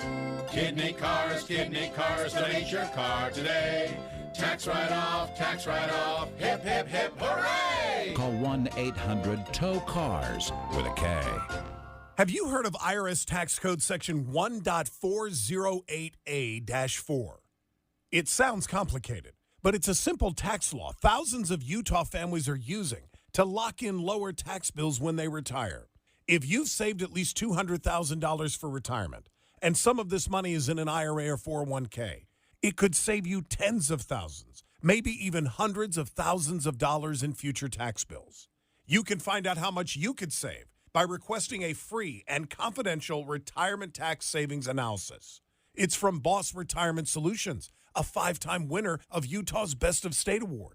For your free retirement tax analysis, call 801-896-9622. 801-896-9622.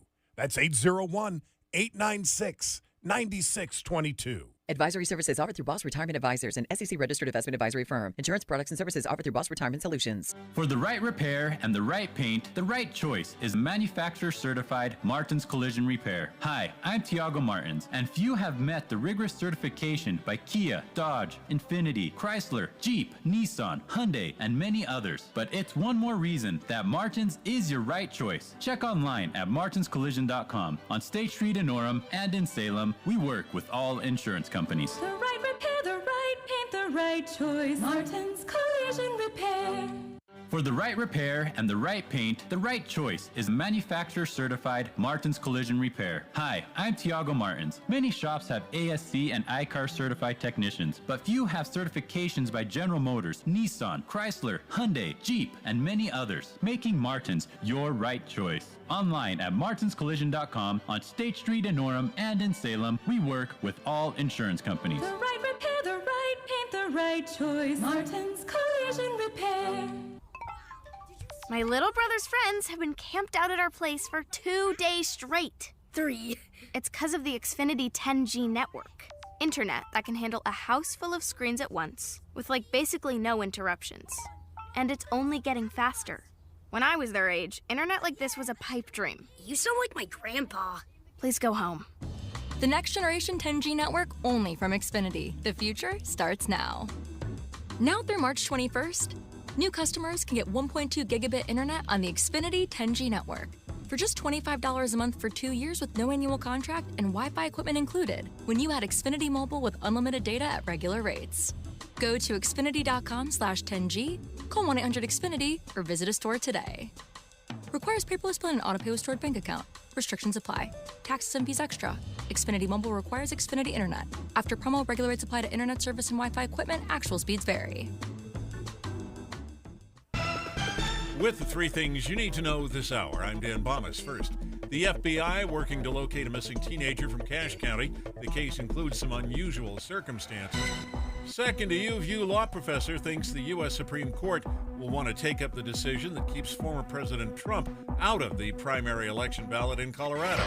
And third, a TV news helicopter crashed in New Jersey last night. The 2 people aboard were killed. Right now, 40 degrees, mostly cloudy in Salt Lake City. Back to Dave and Dujanovic on KSL News Radio. Dave and Dujanovic. Welcome back to Dave and Dujanovic. I'm Mara Carabello here with Greg Skordas. Greg, we need a better catch phrase. We'll do that on the break. Okay, we'll work Although on Carabello that. Skordas. Carabello and Skordas is too much of a mouthful. Yeah, it's right. a lot. So, holiday season. According to the AAA, 1.5 million Americans will travel more than 50 miles from home this holiday season. And we're right at the cusp of the busiest time, December 23rd to January 1st. Will take most of the travelers for this season just in that one period of time. I know I've already been to the I was going airport to say, a few times. are you in the group of travelers? Or? We almost always are. This year we are staying locally, so no, we're just picking people up from the airport. Everybody's coming to us this year. Our youngest just flew in. College kids get out a little early, but the airport she reported was hopping already. She came in last week. It will take the most travelers of the season. And I tell you what, travel anymore.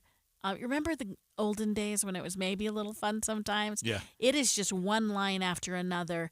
You're either hot or cold.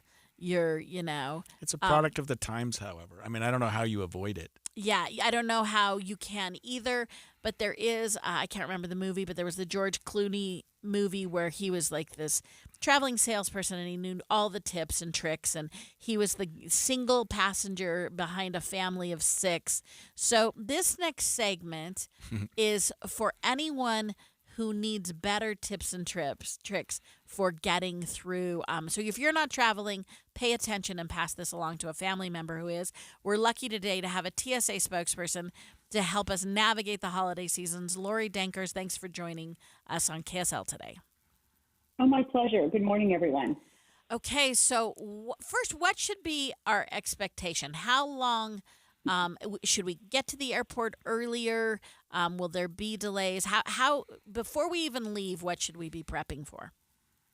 Well, that's a great question, and I'm glad to be able to talk about it because preparation is key when you're traveling this time of year. You are absolutely right. We're not talking about pandemic levels or recovery. We're past that now. People are traveling in record numbers, and TSA expects this to be the busiest holiday travel season ever. And with that, it means that we're going to see more than 429,000 people go through the security checkpoint at Salt Lake City International Airport. So people locally are traveling out. And, of course, all those people who came to visit you will be traveling home out of the airport. So it's going to be very busy. What people need to know is the busiest days are actually tomorrow, Thursday, December 21st, and Friday, December 22nd.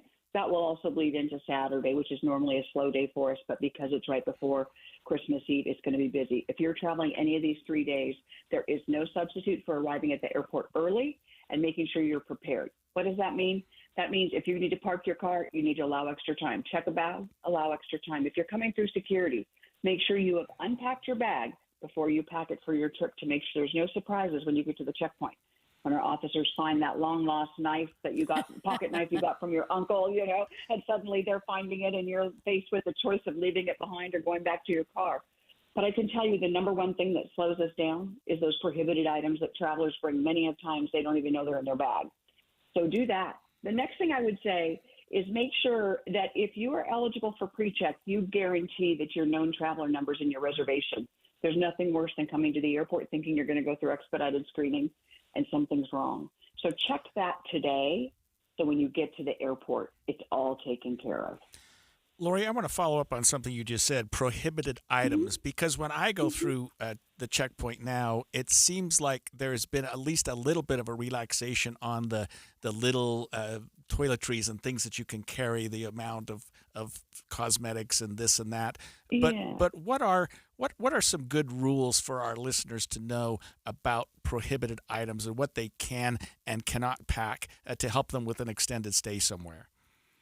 Sure. So when we talk about travel-sized liquids, we're talking about those in quantities of 3.4 ounces or less. That's 100 milliliters. That's an international standard. It's not something we made up in Salt Lake City. And that is allowed in your carry-on luggage. If you have anything larger than that, it needs to be placed in your checked baggage. So that is, you know, the rules for liquids are all kind of, a lot of people don't really understand what a liquid is. So if you can spill it, spread it, spray it, pump it, or pour it, we consider it a liquid. So keep that in mind. Jams and jellies, those need to be in that reduced quantities. Things like breads and cookies, candy canes this time of year, go ahead and bring those in your your carry-on luggage in unlimited quantities because those are solids. It's those liquids. And these rules have been in place since 2006. Some people sound very surprised when they learn they can't bring a large, oversized liquid through the checkpoint. But just remember that if it's a liquid and it's over that 3.4 ounces, it has to go in your checked baggage or pick it up at your destination. It's a very simple rule, but you know, for a lot of people, if they don't travel regularly, that doesn't come to the top of mind. So we're just reminding you of that. Now, the other thing that people need to know is TSA has a lot of online resources. We have an app called My TSA that you can download. It has a feature called What Can I Bring? Allows you to enter the name of the item right there on your cell phone, and you'll be told how to travel with it. We also have an account called Ask TSA on X and Facebook, where you can send a picture of something and say, how should I travel with this? And you're going to get a near real-time response. So it's very convenient for people. Don't miss the opportunity to prepare before you come to the airport. You don't want to be that person in line that's slowing everybody down, everybody staring at you, wondering what you're thinking. Be that travel pro and go through the checkpoint quickly because you prepared. So, Lori, it's the holidays. Let's talk for a second about wrapped gifts. I'm assuming all this applies. So I have a great sweater. I should feel for my uncle. I should feel very comfortable wrapping it. What about things with sharp edges? I mean, they would technically apply. Am I thinking, you know, what would the X-ray screen? How do I approach my gift wrapping before versus waiting until I land? Perfect. So the sweater example is a good one. That is not a potential security threat. I would say go ahead and wrap that. But if you have items that are a liquid, don't wrap that because our office may need to confirm the quantity of liquids. If it has any type of sharp edge, don't wrap that because our officers want to take a closer look at it. The other one is anything that looks a little bit unusual, both to the naked eye or to the X-ray, the officer's going to take a closer look at that as well. If you wrap that gift, our officer will have to unwrap it. They take no joy in doing that, but they need to do it to make sure no potential security threats get on a plane. So I say put it in a gift bag. They can slip it out of the bag, put it right back in. That's a perfect solution. Or, of course, just wrap it at your destination. But when I talk to TSA officers mid-morning, they'll tell me they started at 4 a.m. They're already having wrapped at least a dozen gifts from travelers. And guess what? The traveler is not very happy with our officer, and that officer's disappointed they had to do that. So please keep that in mind.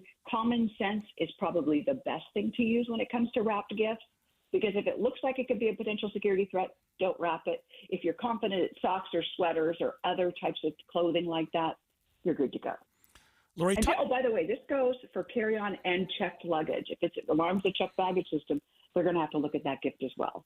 That's what I wanted to ask you, Lori. Talk to us about the difference between carry-on and checked. Let's say, for example, that Mara wants to take her kid a multi-tool, something like that to help them with whatever they're doing. And and instead of putting in her checked bag because she knows she's not going to get a pocket knife through security, is that an item that can be placed in a checked bag? Yes. So checked baggage, think of it like this. The traveler doesn't have access during the duration of the flight.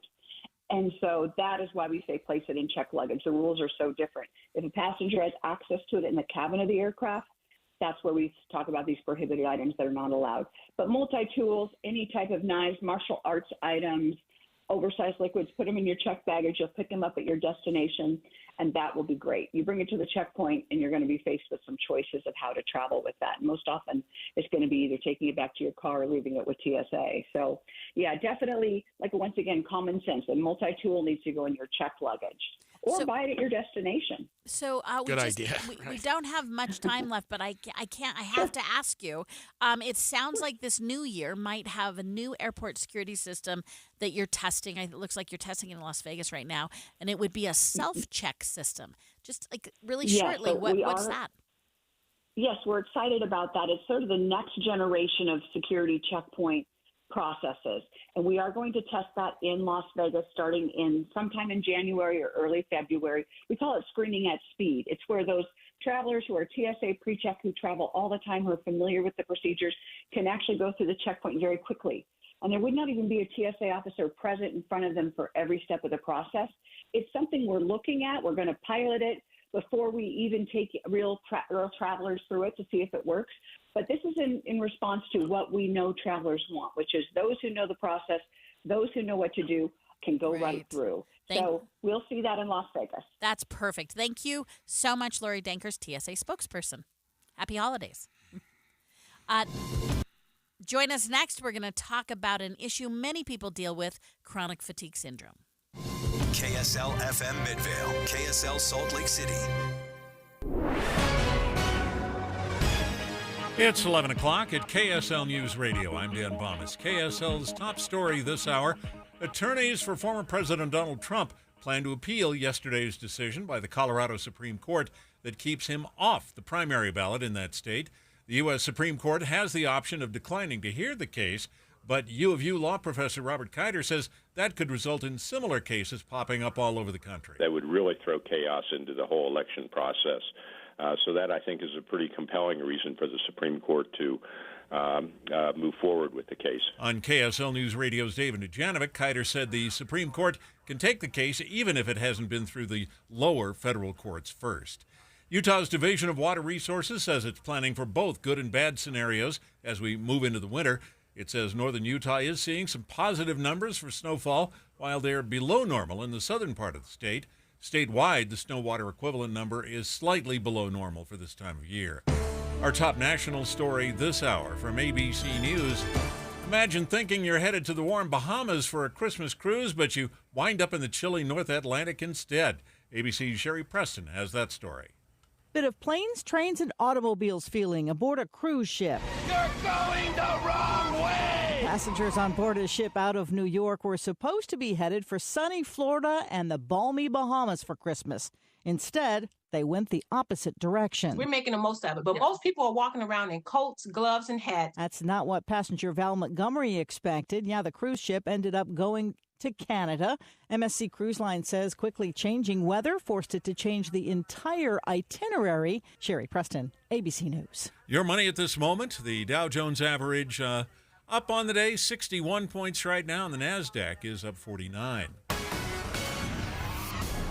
And our KSL weather, we've gotten rid of most of the haze. That's next. KSL News Time, 11:02. Early mornings can be hard enough, just getting yourself going. We try to make it a little easier with news and weather from comfortable, trusted anchors and reporters. Join us on Utah's Morning News between 5 and 9 on KSL News Radio. Transform your old, outdated kitchen with half-price granite. For a limited time, half-price granite is offering special pricing starting at $25 per square foot installed. That's lower than most big box stores. These prices are some of the lowest around. Granite, quartz, marble, and quartzite, all starting at $25 per square foot installed. Call 801-486-1700 or visit halfpricegranite.com. Half-price granite, affordable luxury. In 400 AD, a forgotten time in ancient America, warrior prophet Moroni must preserve the history of his fallen nation while being hunted by a ruthless tyrant. Where is the brave general now? From Freestyle Releasing and Great Scott Entertainment comes The memory of my God, The Oath. my faith and my freedom, my wife and my son. The Oath, now playing in theaters. Rated PG-13. May be inappropriate for children under 13. More information is available at oathmovie.com. 2 years ago, I decided to make a change that impacted my life. I started my soda weight loss journey. Within 3 months, I had lost 34 pounds of excess weight, and I didn't do it alone. My soda nutritionist was with me every step of the way. I feel so much better now, and I have excess energy to enjoy life. You can lose the excess weight as well, just like Steven. I'd been wanting to lose weight, and I tried on my own. I either didn't keep up with it or, it just didn't work out. I'd been seeing things for soda, and I was like, okay, I gotta go see what it's all about. So we came up here and talked to the nutritionist and loved every bit of it. It was a great idea. It's a great experience. And, I couldn't be happier, honestly, with the results and being able to stick with something and kind of the accountability of it. It's been great. The average weight loss for a male is 3 to 5 pounds per week, and the average female will lose 2 to 3 pounds per week. How much weight can you lose? Call Soda Weight Loss or visit sodaweightloss.com. That's SOTA, stands for state of the art, and find out how quickly you can reach your ideal weight with Soda Weight Loss. It is state of the art. Imagine how inconvenient your life would be without power. No lights, no refrigeration, no heating or cooling, and no electronics. But with a Generac home standby generator, you'll have the power when you need it most. Generac generators automatically provide backup after sensing a power outage, so your life goes on uninterrupted. Schedule a free quote today with Genco Generators, your premier Generac service dealer in Utah. Call 801-295-0872 or online at gencogenerators.net. A stranger with a gun fires on 2 teens, shattering lives. But that's only the beginning of this story. Listen to The Letter at theletterpodcast.com or wherever you get your podcasts. Traffic and weather together, brought to you by Granite Credit Union's new Dividend Plus checking account. Here's Michelle Rowe. Well, we have a stalled vehicle. This is southbound I-15 at the Bangerter on-ramp. It is over to the right, not really causing any delays, just something to watch for. Fed Up Kitchen is Utah's premier healthy meal prep service. Save time, money, and get results with our delicious meals made fresh daily. Right now, save 20% on your first order. Use promo code KSL at fedupkitchen.com. I'm Michelle Rowe in the KSL Traffic Center. KSL weather, will see less haze today, except in the lowest levels of the Salt Lake Valley. And the highs will reach into the upper 40s. Rain is likely on Saturday. That should get rid of the rest of the bad air. Right now, 43 degrees, mostly cloudy. I'm Dan Bomas, KSL News Radio, 102.7 FM, 1160 AM, and KSLNewsRadio.com, Utah's news, traffic, and weather station. Dave and Dujanovic, your morning companions for talk, analysis, and key perspectives on Utah's biggest stories on KSL News Radio.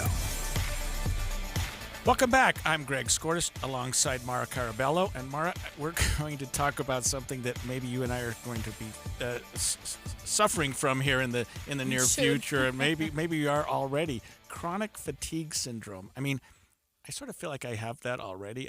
When I turned 60, it became a part of my life. But I mean, it's not a joking matter. A new study by the Center for Disease Control said that chronic fatigue syndrome was found to affect 3.3 million Americans. Wow. And it's characterized by at least 6 months of severe exhaustion, not helped by bed rest. Patients report pain, brain fog, and other symptoms that can get worse after exercise, work, or other activity. There is no cure and no blood test or scan to enable a quick diagnosis. So maybe I don't have it. I mean, if those are the symptoms, thank goodness. Right. You know, what's interesting about this, too, is it was first noted as a diagnosis, I think, almost 40 years ago. This is one of many systemic diseases that has had a little bit of a hard time being taken seriously. Right. It seems to have turned that corner with, again, among other things, new studies, and one of which the CDC released. And one of the key aspects is what you just said, that over 3.3 million Americans may have this, which makes it a major syndrome, a major factor for many people and many Americans. So to help us talk about, the diagnosis of it, it's hard because you look at those symptoms, Greg, and in any one period, I will tell you, I can report that, right? Sure, right. And so I want to talk about maybe what the difference is between that being systemic every day versus what we all experience occasionally. We do have a certified family nurse practitioner with Bateman Home Center. Jennifer Bell has joined us today to help us sort through this. Jennifer, thanks for joining KSL News Radio. You're welcome. Thank you for having me. Okay, so the CDC reports that the illness is boosted by long COVID. I had that question about, it has some of the symptoms of COVID, but bringing COVID into it, you've, I'm sure, seen this in your practice. Why haven't we taken it seriously, or as seriously maybe as we should? And are we turning the corner there and recognizing it as a serious syndrome? It definitely has not been taken as seriously as it should be. And I think those of us who are working in this and have been working in it for many, many years are hoping that we are turning a corner because, just as you said, long COVID is definitely increasing the numbers and highlighting it as it's happening sort of so all at once. So many people are being diagnosed with chronic fatigue syndrome. So I think the general public and the medical community is starting to take more notice. And I also just want to clarify, chronic fatigue syndrome is also called ME/CFS, ME meaning myalgic encephalomyelitis. And then we put the / chronic fatigue syndrome because that's easier to say for people. But so chronic fatigue syndrome is so much more than just fatigue. So the myalgic encephalomyelitis kind of captures a little bit more of how much more widespread the symptoms can be. It still doesn't capture it anywhere near enough, but that's the more formal name for chronic fatigue, which is ME/CFS. But I think part of the reason it hasn't been identified for so many or hasn't really been recognized and either unknown or not even believed is because there aren't any firm diagnostic tests to diagnose it. So there isn't a blood test, there isn't an X-ray that can necessarily say, this is what you have. So a lot of people have been thought to not have it, be malingering, being lazy, being depressed, being anxious, and are often very much, and in a very traumatic way, often dismissed by many types of health providers out there. I started practicing in the early 90s, and at that point it was considered a diagnosis of exclusion. So you excluded everything else, and so then you gave them a diagnosis of ME/CFS. But what we do know about ME/CFS is that it actually has some very unique characteristics. And I think you were saying earlier that we all experience fatigue. So how do you determine who has this and who doesn't? One of the most important aspects of ME/CFS is something called post-exertional malaise. And post-exertional malaise is as far as we understand it, and there's still a lot of research being done on this, is a disorder of cellular energy production.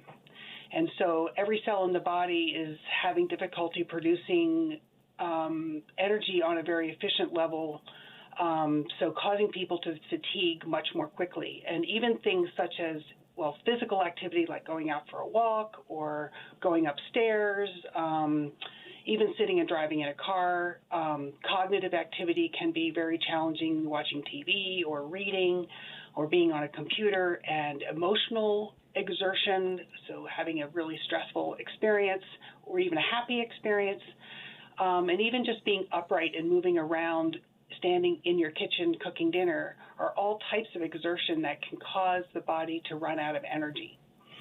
And so post-exertional malaise is unique to ME/CFS.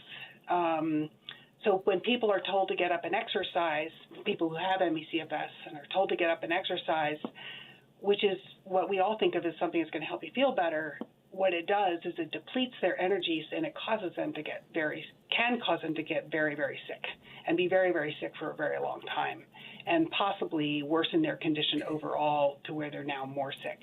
That's what I wanted to follow up with you a little bit, Jennifer. Yeah. What can you tell our listeners are the long-term or even short-term consequences physiologically of people who have, ME/CFS is a little more confusing than chronic fatigue syndrome, but what do people need to be aware of if they have this? I mean, what can happen to them? Well, and it's a very wide spectrum. Some people can have it kind of mildly or intermittently, and other people can be bedridden with this to where they cannot get out of bed. And we have, there's a smaller percent of ME/CFS patients who are housebound and bedbound. So it's very, very broad range. But for the most part, people, in addition to post-exertional malaise, which is a cellular energy production issue, they also have what we call comorbid conditions. So other conditions that are as a result of ME/CFS. And ME/CFS is usually a post-infectious syndrome. So it's caused, not all the time, but most of the time, by some type of infection that causes a dysregulation of the body, usually a dysregulation of the immune system that wreaks all this havoc on the system.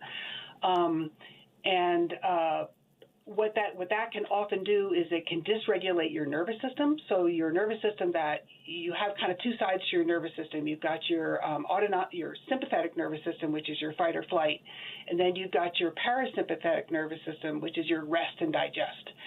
And what we find with almost all of our ME/CFS patients, they are in a constant state of fight or flight, and it's a nervous system dysregulation.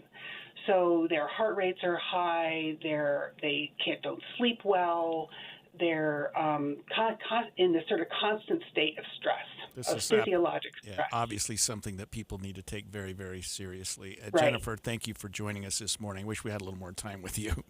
When we come back after the break, we're going to come back on an issue we talked about in the first two segments, and that is the latest decision out of the Colorado Supreme Court, removing President Trump from their ballot. Stay with us. Dave and Dujanovic. We know Utah relies on KSL for balance and fair treatment. We provide news and analysis from all sides. Utah's Morning News from 5 to 9. Dave and Debbie, 9 to noon on KSL News Radio. One thing that is so good is the food that you get at Christmas. Oh, my favorite is to make baklava. A Christmas memory from KSL News Radio. Not only do I just love making my grandmother's baklava, it's just so wonderful to share. Christmas morning, I have a bowl of Golden Grams, and I'm just happy. I need to come to your house. Your life is much simpler than mine. Merry Christmas from Maria Ton and the KSL Greenhouse at KSL News Radio. Remember that first paycheck when you started working all those years ago? You looked at the net amount and thought, whoa, what happened here? Ah, the joy of taxes. It could be this way with your retirement accounts. You know how much you've saved, but if you haven't planned for Uncle Sam, you could come up short in retirement. With tax laws constantly changing, there's a lot you need to know to make sure you're not paying more than your fair share. Mike Stevens and the team at Capital Wealth Advisors can help you create a plan that shows you how taxes could affect you now and in the future. Set up your tax strategy session with Mike Stevens and Capital Wealth Advisors now. Call 801-210-5500. That's 801-210-5500. Make sure you know how these changes could affect you so you can avoid some of those whoa moments in retirement. Call 801-210-5500. Advisory services offered through Capital Wealth Advisors, LLC, a state of Utah registered investment advisor. Firm may not give tax advice. Still don't have the perfect holiday gift? At Shane Company, we have the largest selection of last-minute gifts in every price range. Gorgeous gold chains, diamond stud earrings, that special pendant they'll wear every day, and more. As your friend in the jewelry business, we offer our customers high-quality jewelry, the best warranty in the industry, and exceptional customer service. 'Tis the season to shine. Shane Company, Fine jewelry since 1929. Can't get enough University of Utah sports? Then you need Crimson Collective's Utah FTW 360 app. What's Crimson Collective's Utah FTW 360? It's a free app that lets you access the Utes like never before. Think player profiles, exclusive Pac-12 features, local KSL coverage, game stats and recaps, behind-the-scenes videos, and tons more. This is the perfect app for any University of Utah sports fan. So head to the App Store or Google Play Store to download Crimson Collective's Utah FTW 360 app for free today. Nothing slows my little girl down, except a stuffy nose. Mommy. That's why I use Sinex Children's Saline from Vicks. Sinex instantly clears mucus in everyday stuffy little noses with a gentle, ultra-fine mist designed for kids. Just Sinex? Breathe. Her stuffy nose is gone for now. And so is she. Sinex Children's Saline. Sinex, breathe.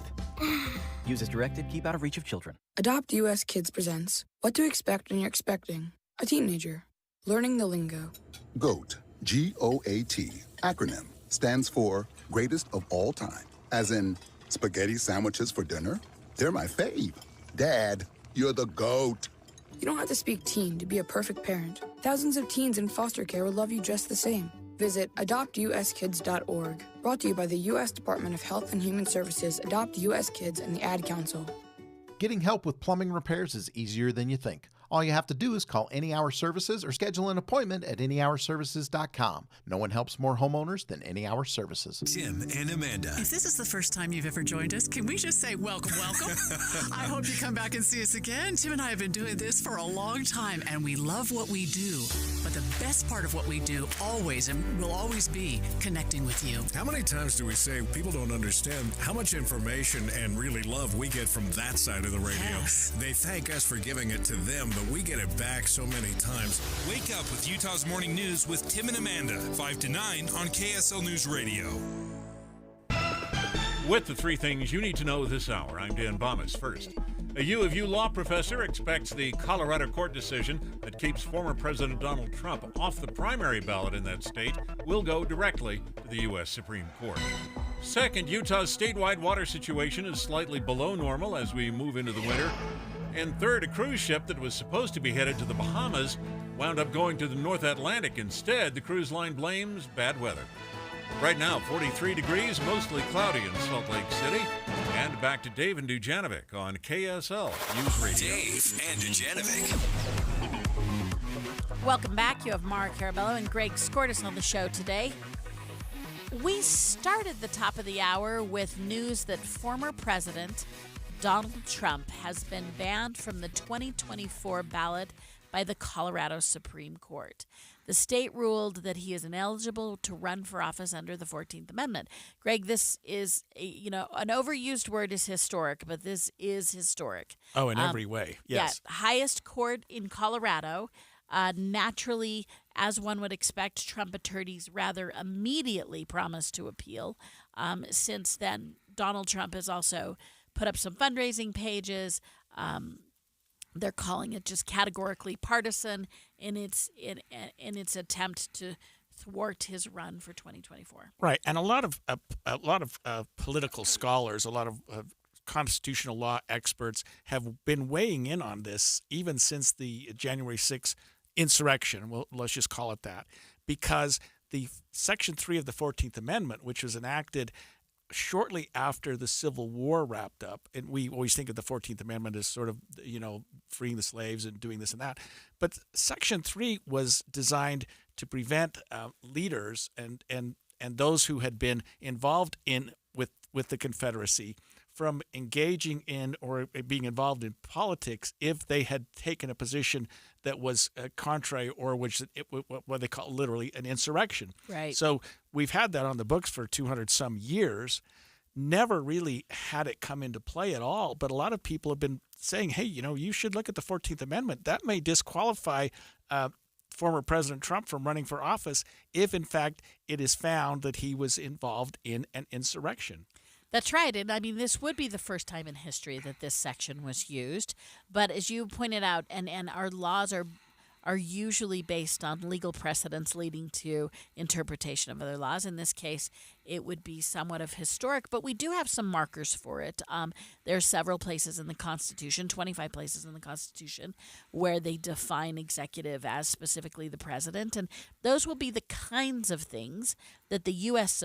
Supreme Court, if it chooses to take it up, which we talked about earlier, we can't see a rationale in which the U.S. Supreme Court would not want to weigh into this, but that's a question for theirs to, for them to decide. And Greg, we talked a little earlier. The Supreme Court of Colorado stayed this decision until early January, which is when they say their balloting process kicks in. So they were clearly anticipating an objection, which makes complete sense. Sure. From your vantage point, is the Supreme Court as conscientiously aware of the ticking clock of the election cycle as they make this decision about when and if? The Supreme Court of the United States? The United States, oh, absolutely. Yeah. I mean, this is something they cannot leave hanging out there. I mean, we're looking at the various news sources as we're in the studio here, and it's still the talk of the day. It's still the top story in virtually every market. I mean, and the consequences cannot possibly be overstated. I mean, they're huge. And yes, it's a state Supreme Court deciding what the federal Constitution says about people who can and cannot run for political office based on something they did.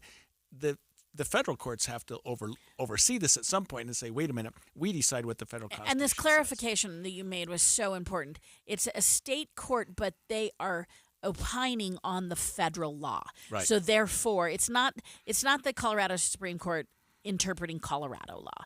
It's the Supreme Court of Colorado interpreting federal law. Therefore, the jurisdiction, if you will, of the U.S. Supreme Court is clearly in place. For a minute right now, we're going to get some local reactions. I think we have an interesting next guest. He is the Utah GOP chair, and Robert Axon, and he has joined the show before. He's a great guest. And so, Robert, tell us, what is the Utah Republican reaction to the ruling of the Colorado Supreme Court? Yeah, first off, it's great to be with you guys, and happy holidays, Merry Christmas. This certainly is not an ideal situation for the country, in my opinion, and I think anytime the courts weigh in one way or the other, even if it's a ruling that you individually agree with in the sense of the outcome, that it's your preferred outcome, I don't think the courts should be weighing in on the political side. This, especially when it's talking about who a party wants to see as their nominee or doesn't want to see, or who people want to vote for.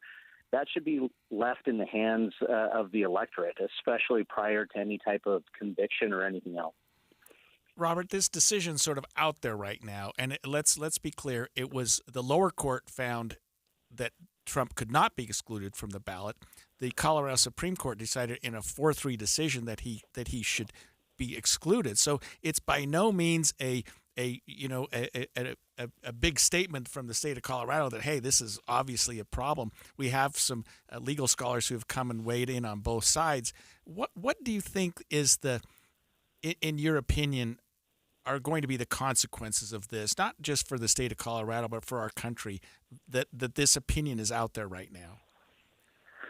I think the biggest consequence is it further polarizes. I'm a big believer that we can get more done together and working through differences rather than being polarized to our relevant corners. And so this is what's unfortunate here, is this ruling creates a lot of polarization, while at the same time it probably helps Donald Trump with his supporting base as much or more than it helps those that are opposed to Donald Trump. And so there's not really much that's going to be accomplished in changing people's opinions, but it does, again, polarize.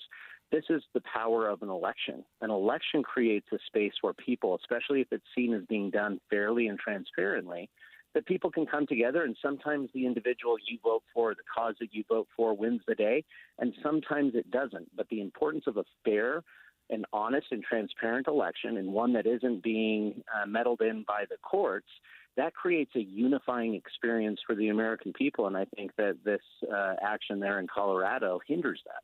But Robert, aren't you asserting that, I see it kind of opposite, actually. I think that the courts are just weighing out the process, and the political players who decided to come into an election with some legal baggage.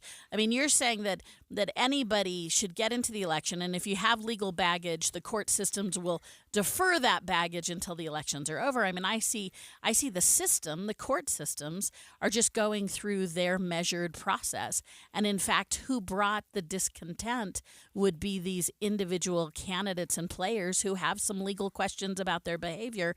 The legal process isn't inserting that into the politics. The politics is inserting themselves into the legal process. So I think there's two pieces that we need to look at differently. One, I think the electorate is smart enough to weigh people's pros and cons. So when a candidate comes forward with baggage, they will look at that and weigh that against the positives that come from that person's candidacy and see if it's something that they want to support or not. And that's something that I trust Utah's Republicans and the country's Republicans in the nomination process, and I trust the American people in the general election. The second piece to that end, I think you are right that the courts have a place to weigh in, but I think they are far out on a limb here to have a state Supreme Court weighing in on a federal matter like you guys talked about. It's ultimately going to be reviewed by the U.S. Supreme Court in all likelihood. So I think they've already stepped out on a limb, and they are asserting certain things that still are out there in question. It would be one thing if President Trump had gone through the court system and been found guilty of certain things. Understandably, there would be legal consequences to that. Right now, it feels as though they are trying to provide the consequences without him having his fair day in court. Even though the Constitution doesn't actually require that there is a criminal action before it's being considered. I mean, that's a common. We hold the Constitution higher than any individual criminal action. Absolutely. Absolutely we do, but there's also questions here on this amendment, and it's not as clear as I think the four justices on that one side of this decision are making it seem. There's even some questions, as I'm sure you've weighed in with some of your legal experts, as to whether this applies to the presidency or not. The presidency is not specifically mentioned in the amendment. And officers subservient to the law are mentioned, but where it lays out members of Congress, it specifically does not say anything about the president. It talks about the executive of states, but nothing about the executive of our nation. Robert, and so, again, I just think there's questions there. Robert Axsom, GOP chair for the state of Utah, outlined well the case for support on the Republican side, and I'm sure this is a conversation that we will have many more of. Thanks for joining us. We're going to switch to a hot new item in Utah, which is the Black Utah license plates. They are rising in popularity, so stay tuned. It's 11:30 at KSL News Radio. I'm Dan Bomas. KSL's top story this hour. Rain helped to clear out the air along most of the Wasatch Front. Some spots, though, still dealing with smog. KSL News Radio's Peter Johnston reports. You can walk outside without tasting the weather from Provo through Sandy this morning, but it gets dicier the farther west you go. KSL TV's Christian Van Dyke says one reason Magna, West Valley City, and Rose Park are less healthy is because pollution gets trapped by cold air at their lower elevations. East Salt Lake City and North Davis County are clear this morning, but a lot of the Wasatch Front is going to get a follow-up of haze. You can stay up to date on your neighborhood by checking KSL's air quality monitors. That's online at weather.ksl.com. Poor air quality isn't slowing down some of the outdoor Christmas celebrations. KSL News Radio's Michael Commit has more. Christmas Village up in Ogden is just one of many festivals going down this time of year. But the event committee's chair, Craig Bielik, says the bad air isn't stopping them. He encourages people to make healthy decisions, but the fun will continue. That's KSL News Radio's Michael Commit. Our top national story this hour from ABC News. Work is underway in Southern California for the arrival of the strongest storm of the season. Heavy rain and thunder showers could slam the region late tonight. ABC's Alex Stone is in Los Angeles. Warnings are going up here today. It started raining on Monday, but it's been patchy. The big stuff is coming, likely later tonight and all day Thursday, and it's moving slowly. It could sit over areas and just pour, causing mudslides and flooding worries. It's what's called a cutoff low, and meteorologists are having a hard time predicting exactly what it will do or how bad it will be.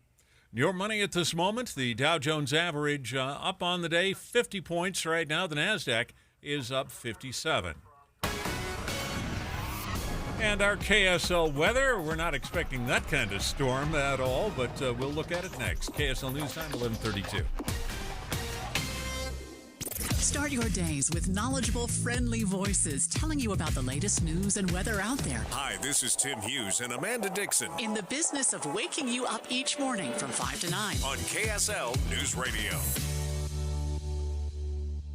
Held over due to popular demand. Friday, Saturday, Sunday. Save thousands on hot tubs and swim spas. It's a major manufacturer's liquidation of hundreds of in-stock spas. Mountain America Expo Center, Sandy. Hot tubs discounted 40 to 80% to the lowest possible price, starting at $29.99. Free professional delivery. Take possession tomorrow, next week, next month, or next season. The Hot Tub and Swim Spa Sale. Mountain America Expo Center, Sandy. Shop over a dozen models of swim spas from 11 feet to over 19 feet. Swim spas offer low-impact exercise, active family fun, unsurpassed relaxation, and installation in one day. The Hot Tub and Swim Spa Sale. Everything must go. Free parking, free admission. You can't afford to miss this. It's a major manufacturer's liquidation of hundreds of in-stock spas. Friday, noon to 8 p.m. Saturday, 10 a.m. to 8 p.m. Sunday, 10 a.m. to 6 p.m.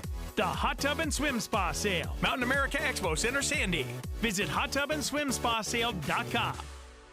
Patrick was way behind on his IRS taxes. I was in way over my head. The total amount ended up being somewhere just over $30,000. $30,000. Then the IRS came to collect. Started getting letter after letter. A lien had been filed against me. They were going to basically hang me completely out to dry. He had to do something. That's when I reached out to Optima Tax Relief. Patrick's life quickly got a lot easier. It was very easy, pretty much hands off. They picked up the ball and ran with it. And how'd it go? I couldn't believe it. I had to ask 2 or 3 times. I saved an incredible amount of money. How does Patrick feel about Optima? Couldn't be happier. They definitely helped me. Optima Tax Relief, the best place to call. They're the best in the business. Do what Patrick did and call Optima Tax Relief for a free consultation. Call 800-343-6460. 800-343-6460. 800-343-6460. Optima Tax Relief. Testimonial from an actual client. Some restrictions apply. For complete details, please visit OptimaTaxRelief.com. Have you heard of IRS Tax Code Section 1.408A-4?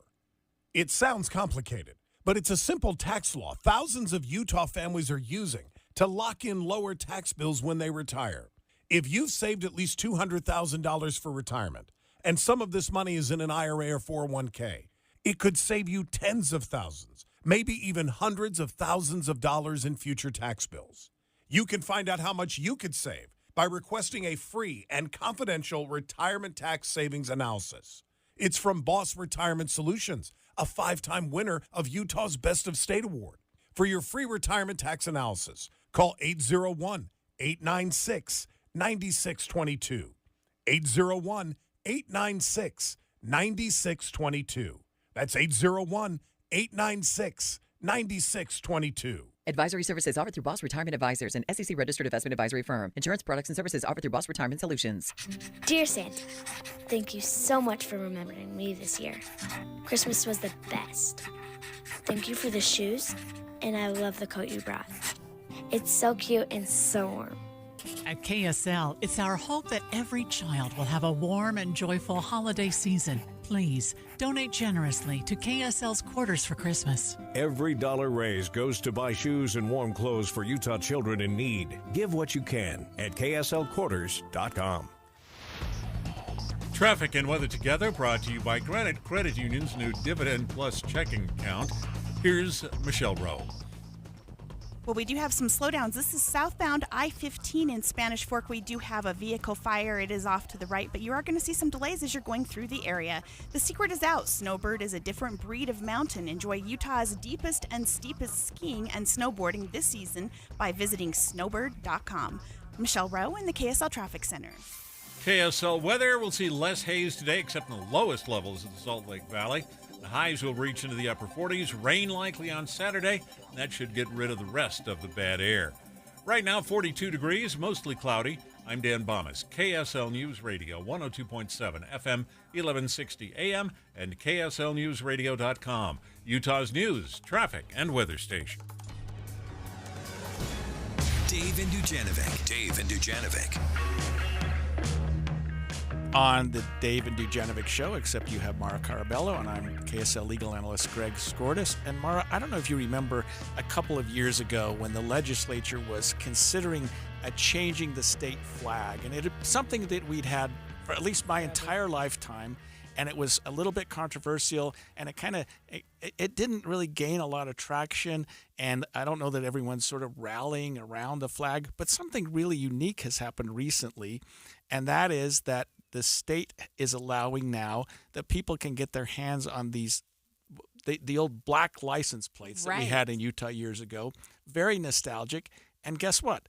They're a huge hit. I mean, people are clamoring for them, and I don't know if you've seen any on the road. But I have more and more. Yeah, I mean they're kind of cute. I like them. I do too. I think they're clean. They are sort of sexy, if you will, in the license plate category. I don't know that I would go out and change my license plate, but I think, Mara, if I were buying a car today and I had my choice of Ski Utah or Arches or whatever, I'd probably go with the black plate. I would too. Now, they are in the category of you have to pay a little more. Right. I can't remember. Don't hold me to this, but it's like $50 up front and then I think $20 a year. Yeah, initial cost of $25 and, like you say, $25 annually more to register them. But, you know, that money, as I understand it, or a portion of that money goes to the State Historical Society or the Arts and Culture Committee, and I think that's so important. My understanding is that this was an average, everyday citizen who was a bit of a history buff, and he came and approached, who ultimately passed this is State Senator Lincoln Fillmore, and he pushed it through in 2019. But that he was brought this idea by this citizen who is a history buff and saying, this is really cool. Now, Greg, here's my claim to fame. One of the first alternative specialty plates was the arch. Right. And the arch was developed for the state centennial, which was in 1996. And I was the state centennial director. So, so it was the very first time that the state had us buy a plate, and all the proceeds from that plate went to pay for our centennial celebrations. Since then, it's exploded, right? You can buy your favorite university. You can. Right. There's a lot of great causes that are out there. But I tell you what, so those are just sort of nice designs and emblems on this white plate. This black plate is something. Oh, it's something different. It really is. And I do think that it's nostalgic. I think people, I see some really old cars that still have the old black plates that people just haven't bothered to take off. Right. And I don't know that I remember a day when we had the black plates. I remember when we had the white plates that were just bone white and with the blue or black writing. I don't remember what it was. And then we went to, like you said, the Arches and the Ski Utah, and now you can get this and that. But I mean, if it's a fundraiser, it's helping the Utah Historical Society, and it costs $25 at the outset and $25 a year. More power to them if people are willing to pay that to have their car look more I don't know, gangster to me. Well, and it's not a little bit of money. Since it went into play, and it hasn't been that long. And again, proceeds from the new plate go to the Utah State Historical Society. Since July, Greg, just July, they've earned almost $2 million from these plate sales. That's amazing. And it's a good thing. I mean, really, and it's an opt-in, opt-out thing. If you want a black plate, you can get it. I've seen them more. I mean, I've seen a lot of them. That even some of the personalized plates now are being converted to the black plates. And I think, and correct me if I'm wrong, maybe you don't know the answer to this, but I think you can go and just have your current plate changed to the black plate by just changing or paying the fee. I don't know if you get a new plate number or new plate number or something like that. But yeah, I mean, it's kind of fun. Somebody had an interesting idea. It certainly has come across a little better than the flag situation. This is universally loved. If you go online, it's pretty fun. If you want to go on Facebook for a minute, you can see the Department of Corrections is who makes our license plates, and they are cranking them out. They still make plates at the prison? Well, I mean, yeah. That was sort of the old trope. Department of Corrections, yeah. Yeah, this is high-tech machinery now. You see comments. I finally got my plate back from 1968. This guy's loving his 1968 plates. They're so popular. There's a wait list for them. It's quite, as you said, a phenomenon. And it's interesting because who would have even thought license plates But with today's cars and everybody's got the little personalized things and going back and forth, like you say, you can get your BYU plates, you can get your University of Utah plates. I assume you can get them for most of the major universities and colleges in the state, and you can get different things. And I've even seen some to honor certain societies, certain groups that must be making some money or developing something so that they can get these specialized plates. But I think it's kind of fun. It is, and one thing that's really interesting about it, Greg, is it's not.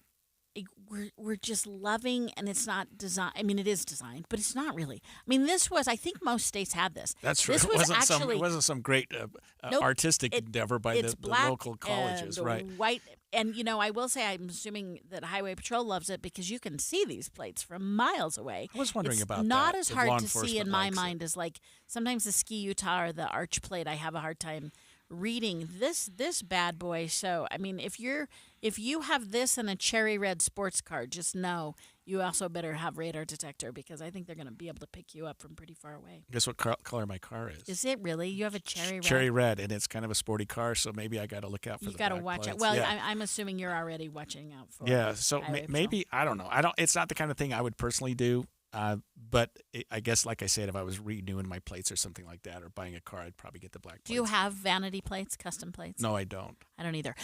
My grandpa, here's my claim to fame while I was in Colorado, but his license plate back in the day was 3.1216. Is that pi? 3.1416. 3.14, right. Yeah, and they let him put the period in.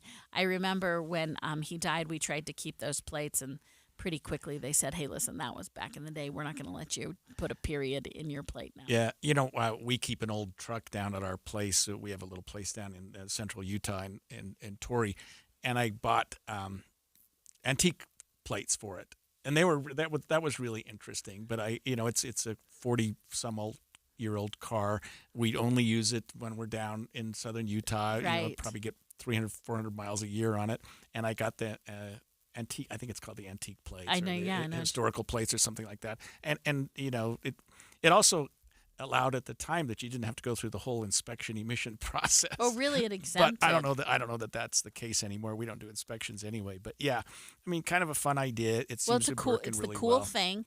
Maybe if you have a hard to find person who has everything on their shopping list, maybe this is a Christmas present. Yep. You're going to have to put this on.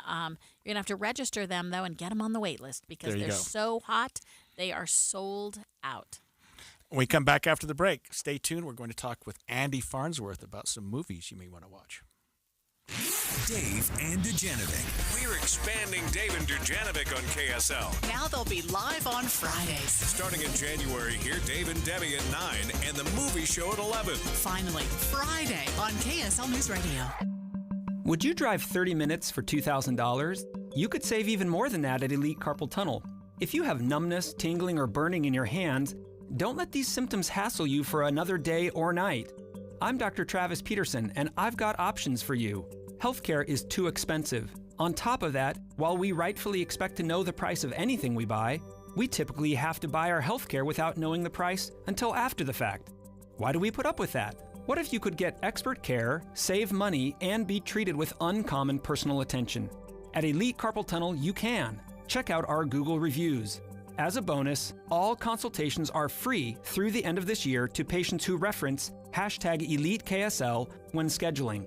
Call 801-997-5770, 801-997-5770, or go to EliteCarpalTunnel.com to schedule your free consultation now. Elite Carpal Tunnel. Worth the drive. My little brother's friends have been camped out at our place for 2 days straight. 3. It's because of the Xfinity 10G network.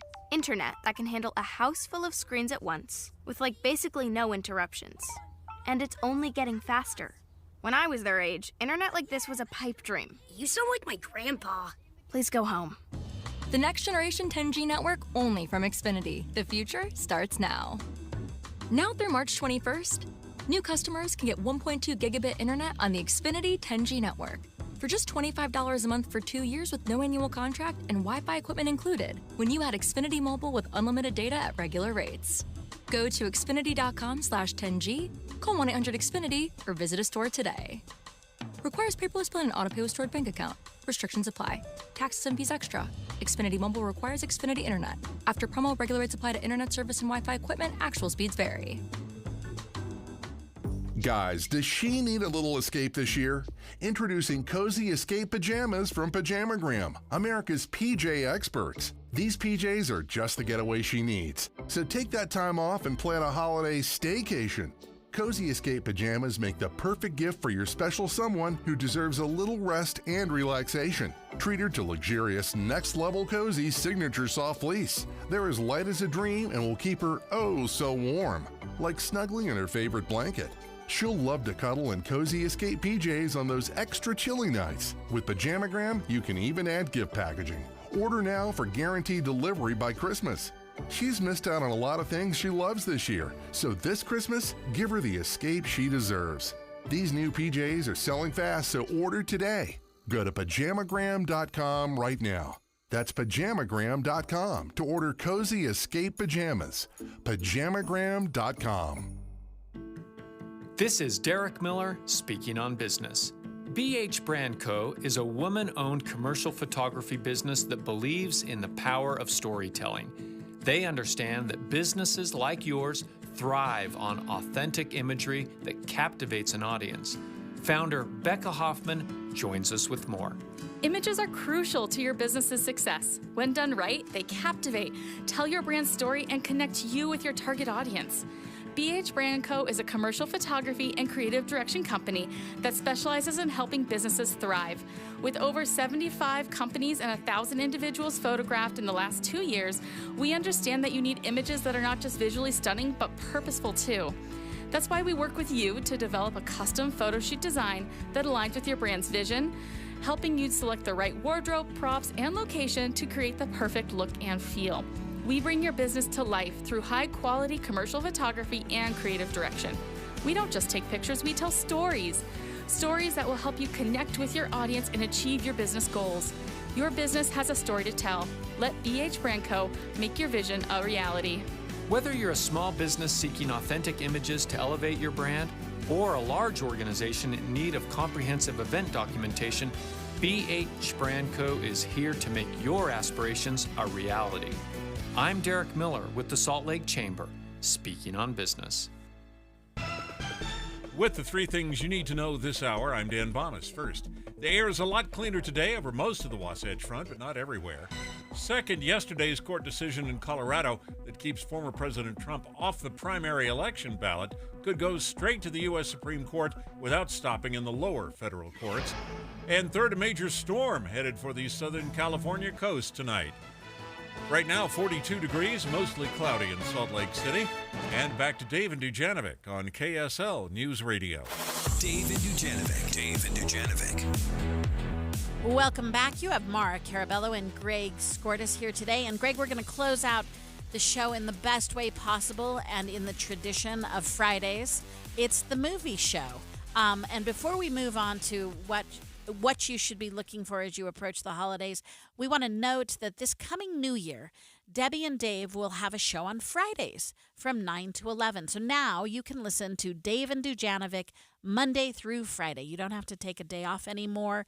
And the world-famous movie show will be moving to a later time. So you can catch Andy and Steve on Fridays from 11 to 1. So plan your New Year schedule around that. I wonder if anybody has told Dave and Debbie that they're going to start working 5 days a week starting next month. I suppose they have. I'm not going to be the one that tells them. Yeah. But that's your new dial. You're going to tune in to Debbie and Dujanovic, Dave and Dujanovic from 9 to 11. And then you're going to join Andy and Steve on Fridays from 11 to 1 with the favorite movie show. But that's where we've reached the time today. We have Andy Farnsworth on with us. He is the host of the movie show on KSL News Radio. So, Andy, thanks for joining us.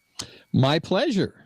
Okay, what have you got for us? What are the big coming up movies? Well, Christmas, I don't know if you knew this, is one of the biggest movie release weekends of the year. It really is. And we're actually having 2 movie shows this week because there's so much stuff that we have to cover. It's going to take us 2 shows to cover all of the things between what's coming to theaters and what's coming to streaming. And so We're going to cover, so this is how we're going to split it up. Tomorrow, we're going to mostly cover the stuff that releases on Friday. And then on Friday, we're going to cover all the stuff that releases on Christmas Day, because we're not going to work Christmas Day. I mean, we're dedicated movie show hosts, but we're going to not work Christmas Day. So here's what we've got. We got a lot of things. The big movie we're going to talk about is probably the animated movie called Migration. I don't know if you've seen any ads for that, about the family of ducks.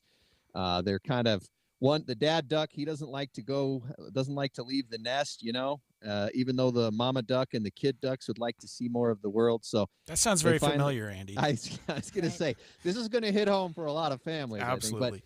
But they finally convinced Dad Duck to take the family on a migration. That's what they call it, instead of vacation. So they decide they're going to go to Jamaica. And, of course, it goes similar to, although in a much more family-friendly way, the Chevy Chase movie Vacation. Of course, they're accosted by herons. They get stuck in New York City when they're flying through the fog and suddenly end up in the middle of all these tall buildings. It's very low stakes drama, but it is very fun for the family, and my kids really enjoyed it. So that's Migration. They did a good job teasing this out, I'll just say, too, because it had some really funny not adult content, but something appealing to the adults in those teasers. So it looked like it had something for everybody. The best animated movies, in my opinion, are ones that work on two levels, because just about anything animated and any kind of silly humor, and especially, potty jokes, are always going to land with the kids. But when you have another layer of story or something that the adults can really relate to, that's when you get like the two-tier animated movie. And not all animated movies hit that, but the best ones do. And I think this one's close. I mean, I think my kids liked it a little bit more than I did, but you certainly as a parent won't just be checking your watch every 5 minutes. Okay, Andy, I've got the grandkids coming to town next weekend, and they're a little bit younger, ages probably 2 to 7 or 8. Is it a movie for that audience? Yes, they will be absolutely fine with that. Okay, good babysitting tool for a couple of hours on Wednesday. Well, and don't forget, you still have all the stuff that came out since Thanksgiving. A lot of that's still in theaters. Disney's Wish, if you haven't seen that one yet, you can go hit that one.